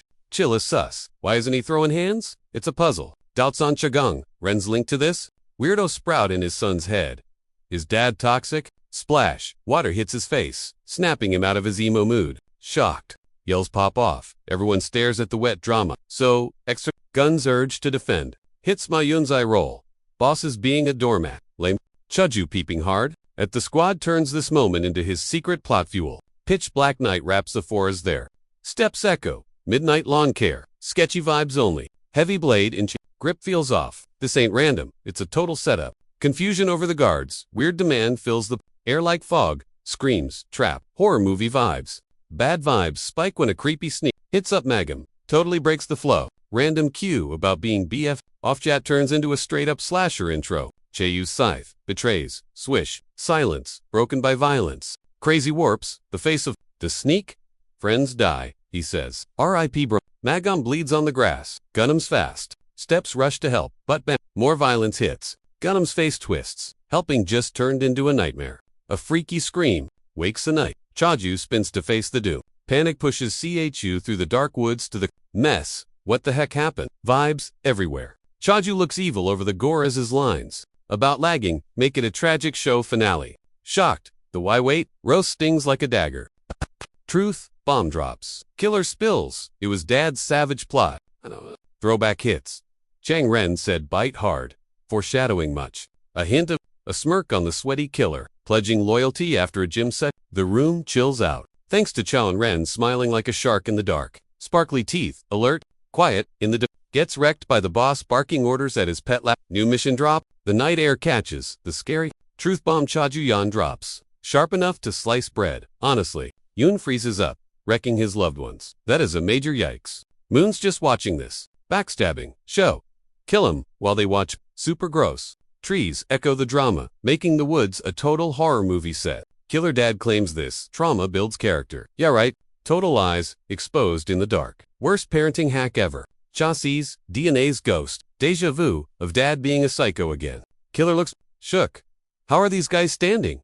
God mode activated. Smell of bacon hits the grasses to dude's strip armor under the uncaring stars. Yun sounds like he finally gets the twisted logic. Dad thinks grief equals gains. Insane. Sick of the same old mind games. It spills out of Yang. He is so done with Dad's toxic lessons. Chang punches the traitor's face so hard, dude goes flying. He is a lawn decoration now. Salty vibes in Yang's voice as he spits facts about his dad's caveman cruelty. It never ends. Flashback to betrayal. Number 1. White suit guy pointing at the kid, like, trash him. Mom's cold chatter about the hassle of raising a kid. Lesson 1 in getting dumped. School shrinks icy take. Danger risks turns a normal kid into total reject material. Mean roasts from the orphanage crew. About being sold hit deep. Stings like crazy. Shift from he looks fit to what's his price tag. Real quick. Rusty pipes? Watch the shady deal. Gangsters selling a kid like cheap thugs beefy hands. Check the merchandise. Trauma unlocked for life. Fight for freedom flips. To a light bulb moment. Gotta grab any chance to survive this mess? Scout's snarky comment about a stray pup changes the game for our lost boy. A Hyawan decides to bring the kid to new path unlocked. Girl figures out why he is loyal as a puppy. Terrified of getting dumped again. Slick sports car zooms through the night. Like whoa. Inside, they're gossiping about Dragon Boss and his pet dog. Silent night vibes. Until Cha tells the squad. Go fetch the guards. Losers? It's tough to say. His buds just freeze up totally. Guard duty, panic. Leader shakes his head like, chill. Cha finally spills the tea on what's going down. Just another messed up dad plot. In the spooky dark, Cha warns the homies. Dad's gonna bury someone here. No cap. Corpse talk in the shadows. Total bad omen vibes. Squad gearing up to face the dragon scheme. Red whip slices the dark. Zoom zoom. Yui asks her pal. So, who's gonna win this brawl? Smoke fills the car. Big bro connects M. He says, 2 figures dancing a death match under the moon. Moves are like fighting a mirror. Bam. Pow. Sounds like battling your own shadow. Just fighting a ghost in the dark. Both get hit. Bloody faces prove their equal skills. For the first time Chaz gasping. This dude reads him like a book. Under the night sky, they clash again. Fists flying. Hunting weak spots. Inside the car, Watcher lights up. Whoa. Same fight style. Yu's getting antsy. In the smoke, who wins? She asks for the 3rd time. Mid-fight she pauses to say the obvious. Us being alike? Not random. Cha denies it, choking the guy out hard. No way are we the same. He rages. His iron grip proves they're totally different. Snap, joints crunching under pressure. Muscles bulge as Cha twists that arm, turning it into a I'm the boss lesson for Dad's pet. Cha trash talks. The skill gap, winding up a hit. The concrete wall cracks as he slams the guy into it. Pain zaps his jaw. gritting teeth, refusing to tap out, gasping, he suddenly realizes, this guy's a beast. Feels bad, man. Just sneers, sounding salty as he roasts the guy for spamming brute force instead of actual skill. Chajuang is literally overflowing with ego right now. Every syllable hyping up his body for that one-shot KO move. Then the creep bites Yun's fingers like actual teeth. Gross. Total dirty move. A super fast yeet of a kick sends Yun flying. Finally, letting go of the weirdo's messed up hand. Yun's raspy voice echoes. Skills don't matter if you're just a puppet. Bro. The killer's hype screams, Daddy told me to, making this whole brawl about family issues. Chon sees red the second he hears about his dad, turning that salt into pure fuel for a finishing move. You're toast, Yong spits, launching a savage stomp at his dad's pet pooch. Chajiong's laugh. Smack launches the guy, making the floor literally quake from the insane impact. You could hear that thud across the whole map. Inside the red whip, Yahaiwan puffs some smoke while saying the orphan is gonna get clapped by the real deal. No contest. Quiet vibes, broken by a passenger talking straps, making things super tense. Yun gets a flashback to Blade School 1. Dad scarred his face. Get good or get cut. Basically, killer grins like a psycho, gripping his gear. It's dance, battle time, but lethal? The shiny metal machete glows in the moon. Dad's two hands advice. Yeah, it's go time. The marks on the creep skins show. He's seen things. He starts geeking out about blade physics. The air fills up with whooshing noises. Chajuan's dodging for his life. Pure panic mode. Chajiong jumps back, totally realizing he's squishy against a guy with a weapon in this death tango. Major shade about Chajiong's background spills from the assassin's mouth while he tries to aim for the heart. Rude. Metal slices the air, along with some trash talk about family being bogus. He's just flexing with every swing. Chajuan hits the turf. Game over. The killer drops his final line like a chill boss, but Yun's machetes suddenly go full disco ball of death mode. Moving on, pure instinct and years of grinding he squeezes the hilts. The killer quoting dad sounds like last rites. Chaejong, raspy voice hits from the floor. Wait, plot twist incoming. Weird vibes. Hit Yun's face. The riddle messes with his head, and he pauses mid. Chajuan's icy clapback about naming his dad kills the vibe. That chatter, literal suicide. The hitman looks straight up terrified. When Chajun busts out skills from Yun, total shocker. Moonlight hits the saw like a spotlight on Chajun. As he hypes his weapon's damage, stats way too calmly. Creepy. Chajuyan mumbles about slicing the dude into bits. Hand, gripping that handle like he's ranked number 1 in Suddenly, it's story time about Sword God Musashi, reminding everyone that getting good costs actual blood. That legendary dual-wield style turns the field into the lethal. Old-school combos get remixed, making the air crackle. Daddy issues hang over the 1v1 duel as blades slice the night like a TikTok dance. Young scans his enemy's moves, trying to download the pattern. The total chaos of the ninja spam attacks forces Yang to camp in defense mode. Double trouble from the blades sing a death song. One slip, instant, game over. This raid is way harder than Chajuan's worst nightmares, turning every second into survival mode. Chajong camps, waiting to lag switch, that hungry saw into him. With max stats, into Yun tanks the damage.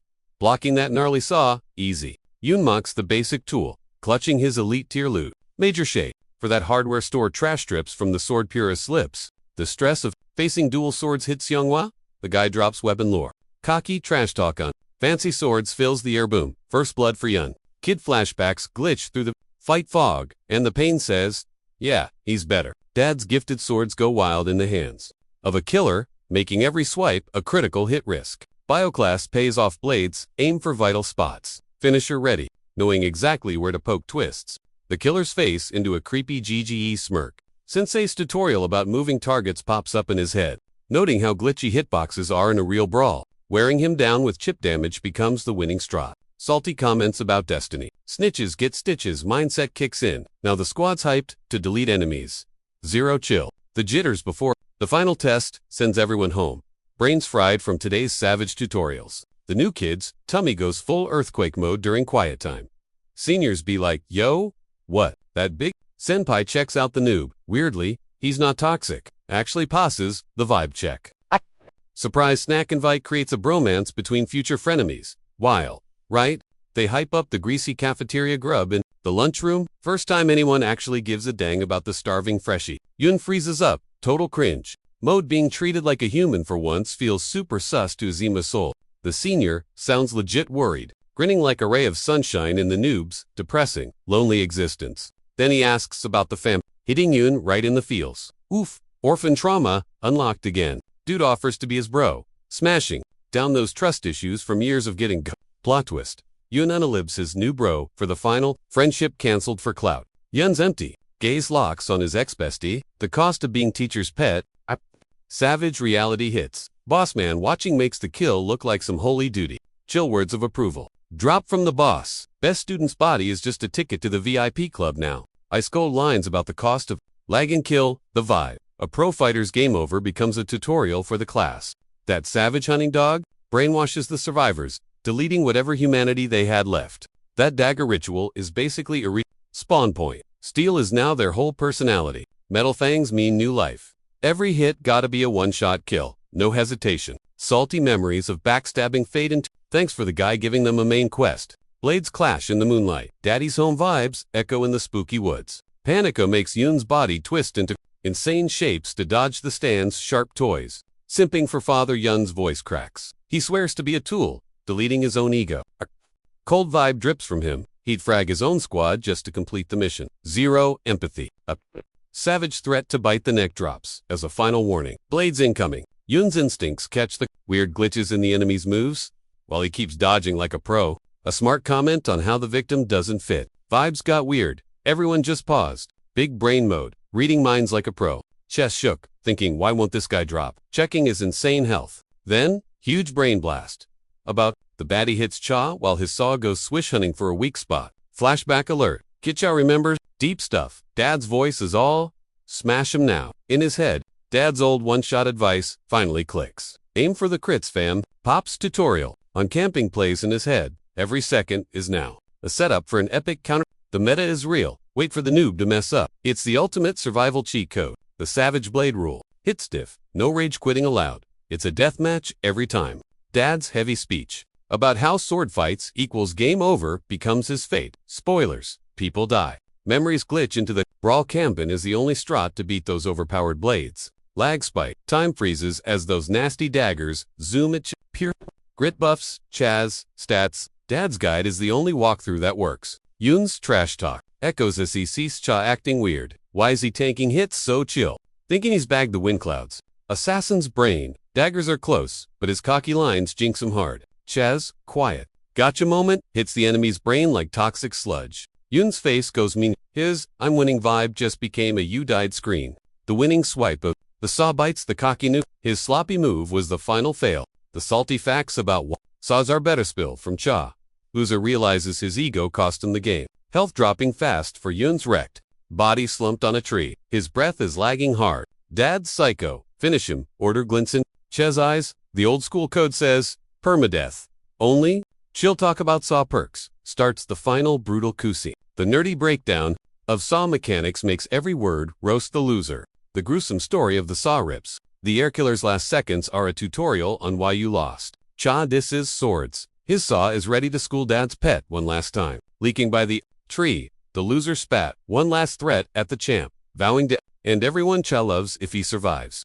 Trash talk about heart tripping hung like a bad smell. Cha tried not to rage, seeing the real price of these threats. Shiny sword went swoosh in the air. Sentence. Aiming at the doomed guy on the tree. Time stopped. Saw just chilled there. Inch from skin. Yun's heart skipped. Clang. Metal snap woke the night. Weapons junk. Now. Moon just stared. Bored.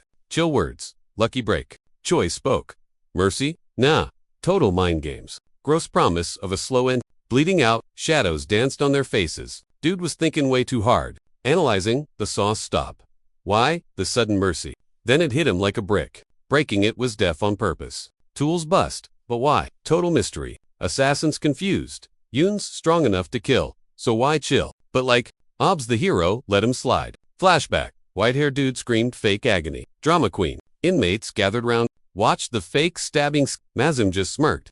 The med ward turned into a crazy circus show. Fake hurts. Real loud screams. Chaos. Vibe got tense. Shaduan tried to sit up, while new guy kept screaming fake cries. Mame asked about the wild fight. Checking cuts. Hiding the real drama. The freaky news about baddie moving hospitals made everyone get real serious. Super fast. Realization. Hit Chagwon guy lived. Final piece of Dad's weird puzzle. Fake Dad's evil goals clicked. All part of the sick plan. Step 1 of the Strot. 2. Hurt Fam shows he uses pain for control. Step 2. Creating some major danger to mess with heads. Puppet mode. Step 3 showed the real goal.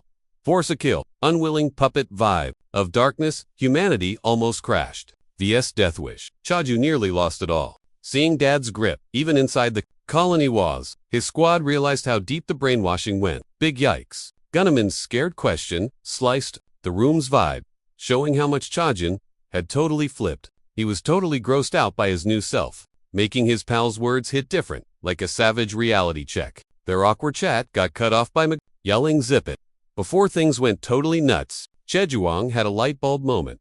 Used Dad's own rules to jack the colony. A no reverse guard on the manipulator. Thinking hard, Chejuang dipped from the hospital, plotting a master plan where he calls the shots, not his bossy pops. Inside the ambulance, smelling like meds and panic, lay the wrecked Shejujin, a loyal pet whose owner ghosted him. Bro was horrified, a silent scream stuck in his throat like a knife to the feels. Flashback. Dragged him to men in suits had a scared doggo with that "don't dump me" look. Stray animal instinct screamed inside the young fighter, making every sack feel like waiting to get backstabbed. Those mean comments about useless hunting dogs echoed in his brain, reminding him he was on thin ice. Tom blurred as his dad's diss tracks about another loser became a spoiler for his own life. That line about useless dogs lived rent-free in his head, haunting him like a cringe memory. The fear of getting ditched was wrecking him, turning the buff warrior into a scared kid holding on to zero hope.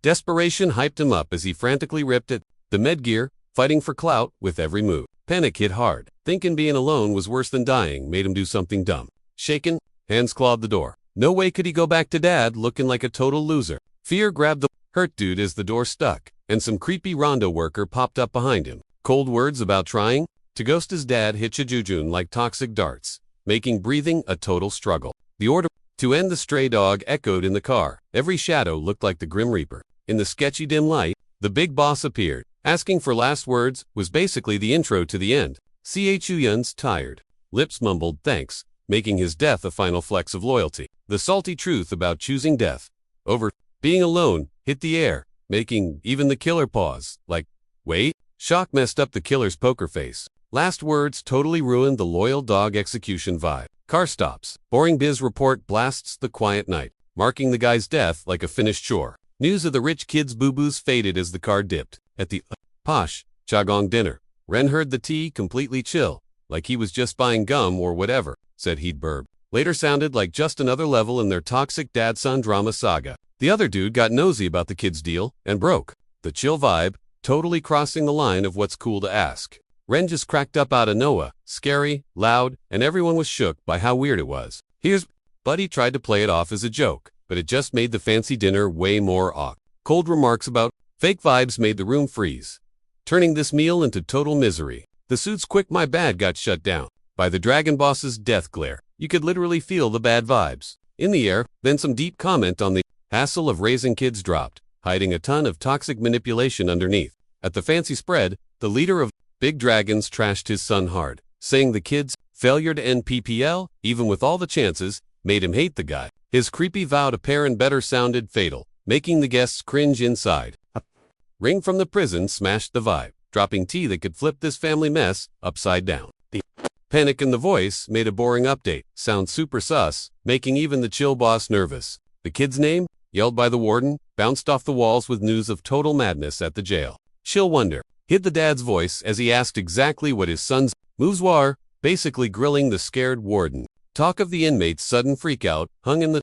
air as Dad tried to figure out his wild kid's new plot twist. Asking for deets sounded like a boss order that made the warden flinch, even though he was on the other side of the call. Talk of real danger made the dragon boss raise a brow, showing a tiny bit of dad worry. The weight of the sitch was highlighted by the warden's shaky voice. Chat about the kid maybe dying filled the room with bad vibes. Flashback 10 years. A black SUV slices the winter night, taking its boss owner to his fate.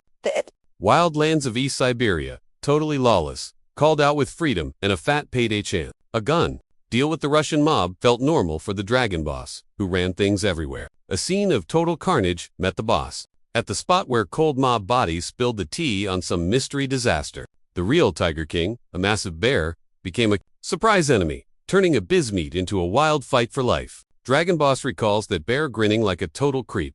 A literal nightmare with teeth and spit. Screaming, game over. Remembering his ripped bod freezing up makes the boss shiver like it's winter all over again. A raw Furpel proves the dad's epic win, his eyes flexing, pure victory. Ego drips off. Every word of the fistfight, turning it into a predator. 101 lesson for the son. The kid's hype turns to shock when dad says he beat the beast with 0 weapons, just using the force of spirit. The confused noob gets a mysterious smirk from dad, dropping wisdom bombs on power. High school talk sounds like a boss battle intro, racing the kid's heart. The heavy vibe turns the chat into a holy father-son. Download. A forehead tap becomes the seal of wisdom, drilling big brain stuff into his soul. Realizing dad's care is just control sucks. Hitting Chaju hard in juvie. Love is a chokehold. He'd rather delete himself than be a puppet.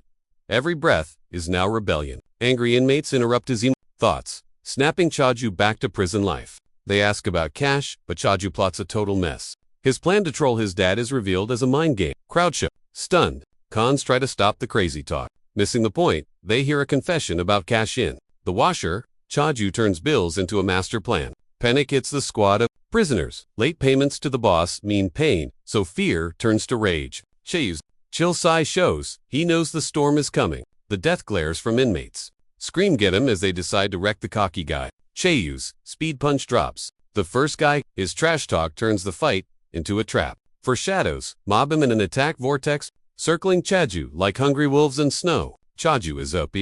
His hits land before they can even swing. The inmates rage. Blows up in insults to cover his embarrassing loss to this newbie. Mad rage twists the faces of the goons, turning their moves into a joke fight. Chaz, sick of the yap, so he lands a smash that turns their words into dust. The impact plasters the dude to the wall. Total warrior status confirmed. Suddenly, a wild guy pops up, flipping the script. Things just got way more intense. This buzz weirdo steps in, bringing some super creepy vibes with him.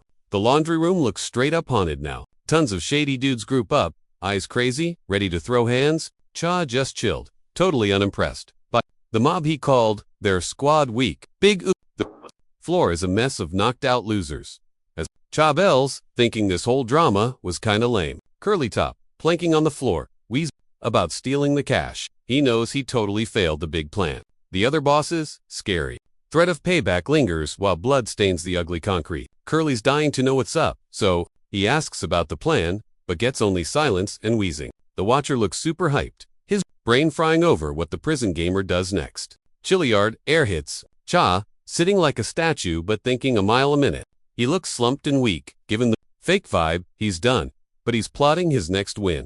Voices snap him out of it, making look up at the fresh drama heading his way. Creepy dude walks up slow, hand in pocket, counting down to the brawl. Wu's totted face twists up, mad as he yells, cheesy digits, like a curse word. The Cell 21 boss screams about washer cash, staring wildly at Chi's chill face. Cha cracks a savage joke about laundering. Do roast in the guy's serious mood. Wu sounds deadly, bragging about his top rank in jail. Wu drops a cold threat about the mess, fingering a shank in his pocket. Yikes. Cha spots shadows creeping like a wolf pack ready to snack on him. Wu smirks, bringing up everyone. Cha screwed over with that cash. The rage of the bosses blows up as one guy hypes the beatdown, looking totally ready for it. The Cell 17 boss checks Cha with a weird grin. He tries smooth talking, but honestly, it's just super cringe and weird. Cell 12's boss is literally tearing his hair out, screaming about his lost cash. Then the massive dude from 7 claims the shop's doomed. So now revenge is basically economics. You could see the pure evil. Cell 19's threat. He wants huge payback, doing that creepy anime glasses shine. Chez's buddies are totally freaking out. Stuck behind bars, just watching the disaster unfold like helpless noobs. They're all frozen stiff, realizing how messed up this brawl is gonna be. It's everyone versus one dude, turning the yard into a total kill zone. This weird, totally unplanned boss meet feels super cursed, like we're all trapped in a horror movie. Gunamon's wild instincts sense the toxic vibes in the yard. Seriously, one wrong move, and it's game over. Someone asks who runs the 65th, and the question hangs there, like a glitchy grenade ready to blow up in everyone's face. They offer a fake last chance, but waiting just makes the beatdown worse. The creep with yellow snake eyes. From Cell 1 stares at Cha, his deal sounds more like a trap, balancing being a troll and a rebel. Chia's comeback hangs there, basically ringing the bell for round 1. The impatient bosses don't even wait for the end. They rush him while Cha roasts their terrible communication skills. One boss swings his tattooed fist through the air, screaming about fixing the rules with a good old-fashioned beating. They all rage quit talking and team up to destroy this annoying intruder. Two massive punches cut the air, flaying at him as Tom enters slow-mo right before impact. Suddenly, he remembers his dad teaching him how to fight a bear. Yep, Ja realizes this is just another IQ test for his brain. Confusion vanishes, and boom, he gets what his dad meant about having a superior mind. It's totally crystal clear now. The cheat code to breaking limits with emotion unlocks like secret lore. The idea of superhuman stats sounded fake, until it actually happened. That purple glow from his dad's hit made a basic workout feel alien. The blown-out candle saw him level up and unlock the secret of infinite power. Cha just bursts out laughing, breaking the awkward silence. He knows he's OP now and is super hyped to show it. Confusion messes up the faces of the guys attacking him. They don't get why he's laughing. Then, a blue glow surrounds Cha as he turns into a literal god of power, ready to wreck them. In a split second, the boss's bodies get completely flattened into the floor so hard the concrete bro's strength is totally bugged. His roomies were straight up shook as they peeked out, seeing stuff that broke their brains. The bosses froze, jaws dropped, knowing they just saw some main character energy defying all logic. Gossip spread faster than a viral meme. Nobody got how he one-shotted two bosses instantly. Zero damage taken. Curly hair dude was totally vibing with this. His big brain decoding the 4D chess move behind this mess. Dude was fanboying hard, sounding totally wild. S's heart raced along with the insane drama unfolding. He checked out our boy Yun Sing. He wasn't gonna bail at all. It was all part of the master plot. Cho-Yang salty about dad's science, but his body's prepping that forbidden big brain chi. Chajoy's eyes lit up all creepy, forced to become the beast he hated being. Like that legend of a mom yeeting a car to save her kid. Total superhero mode engaged, or the guy swimming 12 hours in ice water for freedom points, or the warrior legend kept fighting while dead. Proof the brain can glitch reality. Crazy glitches way past normal human limits show the sleeping XP we all got. Big feels are the key to unlocking God mode stats in the body. Galaxy Brain IQ becomes the only hack bridging normie stuff and mind-blowing magic. The juice pumping in Chaeyu's veins turns him into a living gigabrain, ready to smash every rule. Mad rage like spicy lava surged in Chaeyu's sister, hyping every cell with a savage need for payback against the one dude, his own pops. A dad whose shadow threw shade over Huang's whole life, acting like the final boss of everything he hated with his emo soul. The warden, totally freaking out, spam called Dad, voice cracking while trying to explain the insanity. Warden was shook to the core. Couldn't process how a normie kid got the gang bosses. On his side, Chaju turned to the squad leaders and salty like confessed he spent forever hating what he had to turn into. The power vibe check in his veins like a hex. Every use of this OP skill cost him big. Thinking about his dad's face, Jung, gritting his teeth, kept spilling the tea, saying the only way to unlock his sleeping buffs. This acid-like cringe was the worst. Slowly toxicity maxing his soul and brain. He realized, totally grossed out, that his dad's toxic legacy was the biggest buzzkill ever. One of the bosses, over the speech, Jo Taeyong, thought he was the MC. Didn't even wait for the chat to finish before roasting him for being a loner. Just bottom-tier trash. Trapped by their own cringe. The boss grabbed Zhuang's neck, squeezing like a stress ball. Wheezing, he screamed. Zhuang was doomed to be friendless. No cap, didn't matter who he thought he was. The boss flashed back to being a lonely kid at recess, watching the squad play without him. Their happy screams lived rent in his head, making him want to mute them all permanently. The fire in Zhuang's eyes made the Cell 12 boss flinch like he got burned. Triggered. The boss lunged, fingers hooked like claws. This sudden plot twist shook the other bosses. They watched the scene, faces twisted like they smelled something nasty. Zhuang Borg was like, cool story, don't care about your trauma. From behind Zhuang's back, buggies appeared, blades flashing, ready to slice him up like pizza. He hissed, hyped to hear the music of steel on skin. The boss kept whispering creepy ASMR about ripping tendons. With a crazy look, the boss admitted he's been a total sound nerd since he was small, especially sounds that literally get under your skin. Flashback, a kid with super hearing, whom people called a genius, but his taste for noise was super sus. Salty vibes twisted his face as he remembered his dreams getting wrecked. Zhuang, paying zero attention to the drama, icily blocked him, slapping the knives away like bugs. The loser hit the dirt, glasses smash and rip to his ego and his look. The shook crowd stared, confused how one guy soloed 4 bosses so fast. Zhuang gave a bored, peeked back at the scrubs, grinding his teeth. No time for this lag. Bam! A massive hit, yated Zhuang, right into the fence, slamming him against the metal mesh. The attacker yelled, totally fanboying about finally getting 2 cheap shot Jian after dreaming about it for years. Ru, Cole, Block 2's boss, went fine, I'll do it myself, trusting nobody else. Ru. Chul zoned out, flashing back to when he rocked a sharp suit and flexed on losers, loving the op feeling. Ru chill, high on his own, didn't doubt the dub for a second. His old wins came from pure grind and tears. Everything he did was for his day ones. Like some main character, destiny, plot armor, or whatever, Zhuang ignored the pain and the cringe. Backstory, popped up like nothing happened, and raged back hard. The inmates who saw the brawl just froze, totally shook and creeped out. Ru Chalal, who was just gloating, suddenly realized with a big uh-oh, his winning streak was about to crash and burn hard. Juan's eyes went full demon mode blue, as he grinned like a psycho, letting the dark vibes take over. Before he could talk, Zhuang got ganked by creepy twins from both sides. The twins looked super miserable, flashing back to their birth like a bad movie. Mom straight up ignored them. Zero love. Tiny babies, in rags, shaking and scared, stiff, unable to get why they got the cold shoulder instead of hugs. Realized the harsh truth the second they saw her eyes. Over the years, Mom went from cold to cruel, leaving nasty cuts on them, but the trauma was way worse. John, bored of the drama dump, didn't wait. Code them both instantly, skipping the flashback scene. Zhuang spat on the ground and grumbled through his teeth that he hates family talk, hers or his. Curly-haired dude watching from up high was loving it, making a super weird happy face. Checking out the wrecked arena filled with code noobs, Curly Guy whispered that the chaos Julian was bringing would be epic, licking his lips like a creep. Seeing that, Jian still look hid, massive rage. The boss of the... Then this weirdo pops up, lip-smacking, acting like he's a magnet for power. Boom!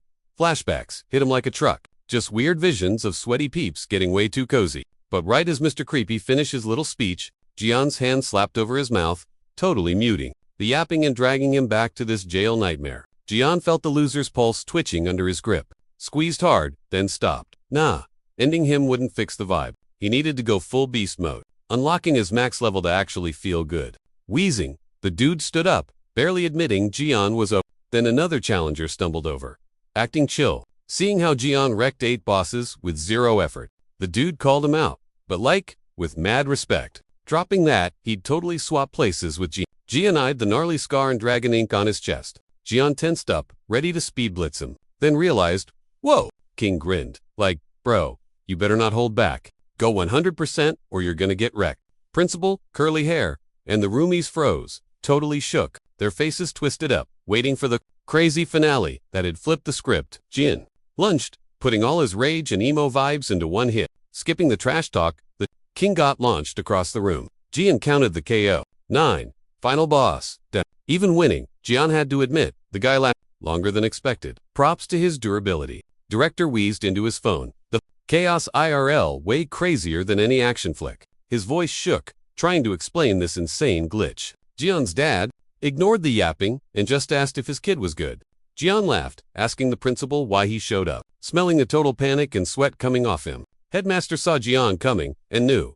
It was karma time. Pure terror hit him. Jian grabbed the phone from his shaky hand, cutting the excuses, no audience needed for this chat. Phone to ear, Jian dropped a heavy line. Been a hot minute since I called you dad. Dad froze, shook to hear his voice after years of silence. First time Jian actually called him that. That one word just hung there, loaded with drama. Silence, shattered, cause Curly started clapping like a maniac. 5,500 hype overload. Crying, happy, tears. He screamed that fight was total legend material. Curly was gutted, he didn't catch that epic moment on video. Laugh crying, just repeating how gold that actually was. Peeping Zhuang Curly felt on heat, never be that cool. Serious jealousy flashed in his peepers, mixed with awe and saltiness about his grim prison life. Curly knew, in this savage zoo, dudes like him were totally stuck forever. No escape. Zhuang grabbed the phone, prepping dad for a painful chat. Pops froze, totally shook, when he heard dad, been ages, so it hit him right in the feels. Getting a grip, the old man said he was all ears, asked if he's eating good after wrecking dude. Surprisingly, bro admitted the jail grub actually slaps. He kept saying they got hot water and gym time to stay Zhuang said it's way compier than people think. Like honestly beats their house in a lot of ways. But one thing kills the boredom dad's call. Big thanks. Chuang gave props. Dad, for the gift, said it made the slammer kinda fun. Pops, after hearing his kid out, was chill but asked, "Why smack the bosses?" The dude said he did it to bounce from there as fast as possible cause Dad controls him, and he hates that vibe. Dad asked if he truly wanted out. Juan said yep, and Dad he'd had a major lightbulb moment. Mentioned a secret spot. Dad went into shock and rage. Couldn't believe what he heard. Pops yelled, "No way, you know that." His voice shaking with pure shock and barely held back fury. Juan cut him off. "Zip it. Sit tight till I find you." The kid dropped a dark promise. "Obey, or I end you myself." Each word dripping with zero chill danger. And that wrapped up the chat. Dad hit the window, staring out, trying to process it. Feelings totally scrambled his brain. Call into Dad stared out, trying to make sense of it. Emotions messing up his head. Boss grilled the guards. "Want to get fired over one guy?" Guards apologized in sync, while the chief puffing a cig. He realized this kid was a total nightmare. Even with his goons, he knew he couldn't stop to. This mess was way too huge. He jumped up, brain spinning. They really needed a serious game plan here. Keeping this dude around? Just gonna make a bad vibe way worse and way harder to handle. The sorry guards just stood there, totally lost. Wondering if Boss Man would actually ship Chijan off, they asked where to send him, since everywhere else seemed sketchy. Boz walked to the window, saying he needed to prepare for whatever chaos this wild kid might unleash. Even his dad said, no parent wants their kid in a dump like this. Chaju, his crew, asked if they were hungry after smashing so many heads. Then he tossed them a pizza, telling them, dig in. The boys were shook to expect a feast like that. The inmates were totally blown away. Seeing all that grub for everyone. Everyone attacked the food, like savages savoring every bite, since it had been ages. One dude, stuffing his face, swore he'd pay Chijin big bucks later for hooking him up. Gowning jumped in, backing him up, saying no, need to fake it. He was the boss's top dog. Plain and simple. Watching the weird vibe, the guys chatted about Chadijin's crazy leadership style. In OE, he was clearly the alpha, but actually cared about his squad. The cell was buzzing. The guys, high on their boss's win, shouted that their crew now ran the whole prison. Madge, who was kinda holding back at first, finally admitted he loved the rare eats, chilling out bit by bit. The new kid's sharp eyes caught every tiny detail, trying to figure out the hidden game here. Ma's focus locked onto the lonely figure of Shijen purposely hiding by the closet, deep in thought, while the hyped boys tried to drag their boss into the party, telling him to enjoy this rare moment. Juan, staying back and not looking at his pals, politely said no. He set this feast up just for them. The boss's words held a sweet promise of more grub, starting a whole new era for their cell. Chun's weird tip to stuff your face while it lasts totally creeped everyone out. Suddenly, Cha spun around and shoved a book at Ju, leaving him totally confused. Gunaming awkwardly spun the book, trying to get why the tough guy gave him this weird gift.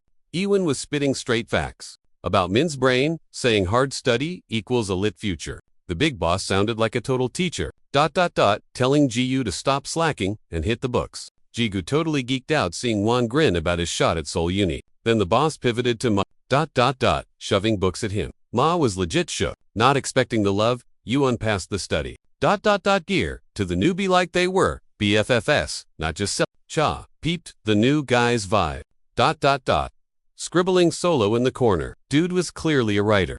The sharp leader, hit a nerve bringing up Ma's stressed out parents. The kid looked down, super oak, admitting he had no address, but the boss was acting sus. Ma sounded totally, baffled by Chia's random gifts and deep chats. The squad sensed a weird vibe shift with their leader, but he just gave some cryptic Ju, being sharp, cut through rambling, guessing the boss was ditching them soon. The young boss took a breath, ready to drop, major news that would flip their script. Cha crept to the door, hoping the boys would get it. The guard's loud voice yelling, number 7199, broke the silence. Pack it up. The crew realized his weird mood was actually a goodbye. The young boss stayed chill, grabbed his basket, leaving the squad totally stunned. The guys panicked, yelling about, transfers. But Chad just gave some mysterious excuse, leaving without looking back at his, boys, he said they wouldn't link up here again. Mission mode? Chia's final speech about doing the, right thing got drowned out by their desperate screaming. To the crew begging for a proper, send dash off. He just said thanks, ending their whole era. Cha turned around at the, door one last time, admitting their, squad made doing time actually bearable. A real smile hit his face thinking of the good times. Ches, final. Words about linking up outside sounded like a legit promise. Jew, not hiding his tears, showed mad respect for the guy who changed him. Ma stuck for 20 years, recalled there. Talk, voice shaking, trying not to lose it. Chajin played it cool, inviting people over like he wasn't, totally dreading the lonely vibes about to hit him. The tough cellmates, waving bye to their weird boss. Loki hoped to hang again with the dude who woke them up. Meanwhile, Cha-Chun's dad flipped out in his mansion, breaking stuff and yelling about his kid's dumb choices. He couldn't handle his son ditching the sweet setup. Ungrateful. The big boss clenched fists. Not time to throw hands yet. Ranting like a psycho, Dad compared his son to a bug, warning of way deadlier enemies out there. Sneaking Cha-Jun out at night. The guard got nosy, asking where to. Then, sounding super sketch, he whispered, ready to spill classified tea? Just for this celebrity inmate? Protocol. Whatever. Warden whispered about a secret slammer. Totally off the grid and hidden from the system. This shadowy jail was a total mystery to most folks. A ghost in the system now. Chajin walked the dark hall, replaying all the recent drama. Every step got him closer to whom he plotted payback on his toxic dad. Time to act. That curly-haired kid popped into his head, offering info. Chojin had been like, nah. Chatty guy didn't care. Kept yapping about some creepy prison, urban legend. Inmates whispered about a second juvie, adding gross deets. Behind thick trees, Curly said, is a lockup for wild teens and the scariest felons. Laundry room flashbacks hit Chajin hard, as he recalled Curly freaking out about the place. Talker Boy tried to say J, but his shaky voice screamed, I'm terrified. His random favor request felt like a final goodbye, making Curly's words heavy. Robbing the boss's dorm? That plan was nuts, but Curly looked hype and ready. The legend got real right in front of Chajin as they hit the secret prison's giant walls. Checking out the insane walls of this new pit, he felt a chill from the spooky vibes. Section 2 of this hidden jail, his new crib, looked way tougher than the last spot. In 2002, a stylish scout, chilled in a tub, sipping wine, loving the quiet, hot water soaked in, letting her finally tune out the savage drama of their shady biz. Gurr was chilling, for the first time in ages. Shaken off, the heavy stress weighing her down in this risky gig. Then, boom, a rubber shark in the bubbles caught her eye. That silly toy felt kinda sus. Her brain jumped straight to the boy, stuck in that creepy secret lockup. She stared at the plastic shark. Like PLZ, don't be a bad omen. Nasty rumors popped into her head about a secret juvie where people go total psycho. The big metal door swung open. Welcome to Hell Level 2. The warden fixed his cap, throwing major shade at the kid. 4. The mess he caused back in the last block. 0. Chill. Kid kept a poker face, eyes on the floor, hiding the freakout inside. Guards rant about the lethal risk of messing up again hung in the crusty hallway. Chaju played it cool, mentally plotting his next move. No panic allowed. Block 2 of this lockdown, a Lala zone, stood there like a giant monument to humanity. Sucks. Dude looked up, eyes screaming game on, ready to wreck whatever wild tests await. In the dim hall, Chaju spots a dude walking up. Echo City, in the quiet. Seichu totally froze, staring at the weirdo popping up, wrecking the usual jail vibe. Long-haired guy with a funky mask on his ears and intense black eyes. Total chaos, energy radiating off him. Mystery dude turns to the noob, dropping a mocking warning. Voice sounded super creepy in the hall. Chaju, Ewan instantly remembered gossip about savage inmates who can't be tamed. The guard, trying to boss the scene, yelled at prisoner 4889, sounding stressed. Mystery guy just sneezed like a rebel. Blowing off the cop, visiting the nurse, catch ya later. Guard was freaking out more by the second, wondering if letting that weirdo out was a massive fail. The spooky secret jail hall swallowed. Their steps, hidden secrets in the dim light. Chayu's sharp eyes caught the deets, painting a super weird, mixed-up picture. What he saw made him pause. These dudes didn't look like savage criminals. Secret jail peeps looked way neater than regular cons. Totally against the rumors. Seeing them busy, cleaning, Chachu tried to figure out this weird place's deal. Guard saw him confused and quipped with a chuckling, "'Cause this place is weirdly fancy." Guard promised to spill the tea on this place soon. Sounded way too hyped to see the newbie freak out. Headed straight to the principal's office, whose power vibe filled every corner of this weird joint. Director stared at his fish tank, thinking about the water world, comparing fish life to his jail setup. Suit guy smirked hard, totally loving, ruling his bubble, tapping the glass like a creep. Boz, absent-mindedly tossing snacks to the fish, said the silent tank inspired his section to plan. Leader's eyes looked psycho for total order. His dream setup, super strict and icy cool aesthetics. Dude sounded super pleased in the Director's voice, comparing stats, 20% versus a tiny 0.3% in his secret base. Cha watched the boss brag about taming inmates like sheep. The young con's confusion, in one phrase, got a mean laugh from the smug boss. Boss, still glued to his fish tank view, dropped death casually, then explained his wild ideas. The calm voice of the boss described a fake chill vibe, where different fish vibe together, following invisible tank rules. Cha soaked up the crazy talk about his soul experiment. The whole boss shark idea got scary when he pointed at the tank king. Lockup looked diff, now a fear tank where the top dog stops fights. Director explained with creepy hype how a big bully creates fake safety by crushing beefs. The harsh irony that fear equals peace wasn't lost on Chun. The security cam screens showed exactly what went down in Section 2. Boss eyed the new guy, while Chez's scary shark title dropped like a bomb, showing why he was moved. The Dragon Girl Scout, throwing on her robe post, named the secret prison boss with zero chill or respect. The epic past of a world-famous crook. Shrink went rogue. Suddenly, he's the big boss of a secret jail. That Korea trip totally changed the doc. His crazy hacks shocked the old pros. The savage state of even the tough guys at Celestial Dragon got spooked by the weird science experiments happening inside the secret jail. Unlike that sketchball boss running the first section, this dude was a total rule nerd who hated bribes. He was super thirsty to build the perfect jail, turning him into an ice gold lab geek. Girl Scout stared deep at the plastic shark. Thinking about the principal's messy shark logic idea, his brain was totally unhinged, even for a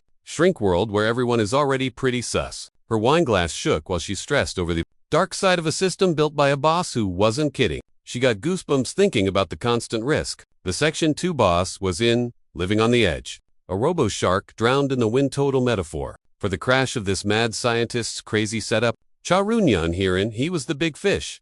In this creepy tank, felt the pressure heavy on his back. The boss loved yapping about the other clueless guppy. The whole jail setup was a fake world micromanaged by a total control freak. A creepy grin hit the boss's face as he hyped Rujan as the apex beast. His talk about total freedom in that tiny tank sounded like a bad joke. The kid stayed quiet, brain racing to roast the boss's logic. The total whatever vibe. Ruan's voice clapped back at the system. The kid just walked off like, nope, totally ignoring him. The headmaster, Chill spookily promised he'd learn the hard way. The sneak attack jump-scared Ruyan, like time froze. The director's boot landed right on his pingus. The psycho nerd works out. Ruin gasped loud, trying to shake off that cheap shot. The principal's tight chokehold came with a creepy promise to teach him. The fancy degrees and passport hid the director's dark side. The American Academy won, hyped his skills, not knowing he'd go totally rogue. Big schools threw top-tier jobs at him, but nope, these lab geeks went full villain mode. That tea party in Korea, total cursed vibes. Now, big bosses doubted his prison to hacks. They were right. Crazy brawls and wild inmates paved the way for his weird science. Fixing bad dudes turned into a freak show project. You could hear the panic when Suits said no way to his crazy control stuff, failing at prison to have them sweating bullets.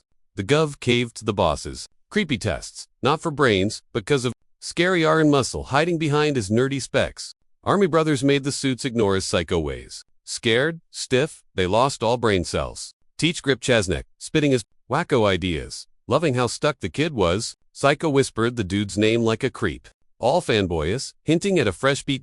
Gut feelings kicked in fast. Cha dodged. Teach punched a wall. Q, mega, tantrum. Kid tried to decode the nerds. Switch from chill geek to total hurting freak. Room got tense as Mad Teach readied another punch. The hit landed on point. Cha flew across the room. Nerd got muscles. The giant principal's desk caught him, groaning under the crash. Principal hyped up for sharks in his weird tank. That wild look in his eyes got crazy about his ultimate monster. Fists looking to smash again. Principal threatened. Play along, or else, kid. Crazy joy warped his face, tagging Cha as Predator 5. Ordering him to show his real self came with a smack to force it out. The quick flip and the nutjob's look showed he just had a thought. Dude's insane cackle filled the room, totally obsessed with his victim. Cha Yun stared, shocked at the principal going from bookworm to possessed psycho. A screechy tone in as he yelled at guards to grab the special box, fingers drumming super fast. The mood was totally killed by the director's boring lecture on ranks. Special management just sounded super sus and creepy. That weird sparkle in the boss's eyes got crazy bright when he said shark. Nobody gets his inside jokes. The black tags on the special uni were like a kick-me sign for the chosen ones. The guy's color-coding obsession showed how much of a control freak he was. White for basic criminals, scary black for his VIP monsters. Guards dragged Chajin out. While the boss dropped major spoilers about his awakening, the door went boom behind his back. Stuck alone with bad vibes in this total nut. Alone, the big boss chuckled about the rebel act. He really dug the new kid's sass. He grinned like a maniac while he thought about how Chajin was a total weirdo, not a normal predator. Dying to poke the new toy. Fought his patience. He had a chill on the torture for a sec. Two cellmates plotted to jump the new shark, beat him blind and flush him. 0 brain cells used here. They sounded totally desperate, 'cause the plan sucked, but they were out of options. Chajin popping up in the doorway. Made prisoner, 1 2 2. Reality check. Big trouble, just walked in. They froze in terror when they locked eyes with the director's designated apex predator. Total panic mode for the two guys. Survival instinct kicked in, so they ditched the ambush. Widdison guy 1 2 flipped the script instantly, claiming he and his buddy were the loyal doggos of the new boss. Chuin-ho, a frantic blonde dude, was on the floor begging to be ended. His brain was completely cooked by prison life. Chajin paused, totally confused by the crazy fear. This didn't match his idea of a hardcore dungeon. The new kid scanned the faces of these crazy roommates, reminded him of the director's weird fish tank speech. The tiny cell felt super grim, smelled like fear and defeat. Chajin's quick look at the room and the guys led to a surprise thought. This wasn't as scary as the trailer. He asked about beds, and they freaked. Didn't expect a shark to be chill. The cringe simping of the two guys fixing his bed showed they were terrified of the new bully. Nervous yapping. The bed Chaju didn't blink. His chill vibe scared the roomies. Asking about the night check hit hard. Proved this place ain't no normal lockup. Fear of punishment froze the to-do. Total nervous wrecks. Shaky voices chatted about freedom here. Guards were just props in a sick game. Chaju was getting super confused. Total freedom for villains. Brain fried. As night hit the bunks, Wasan cracked a gross acid joke. His nervous giggles echoed around. Chuin-ho shook under the sheet, terrified of the new alpha. Quiet cell. Chaju faked sleep, tuned into the weird lack of prison guards. Kid couldn't sleep. His shadow looked creepy on the wall. The mystery of petty drama kept him up. Those for sharks, the crazy boss mentioned. Chaju marched to the door, ready to expose this twisted tank and face the other beasts. Hired as guards,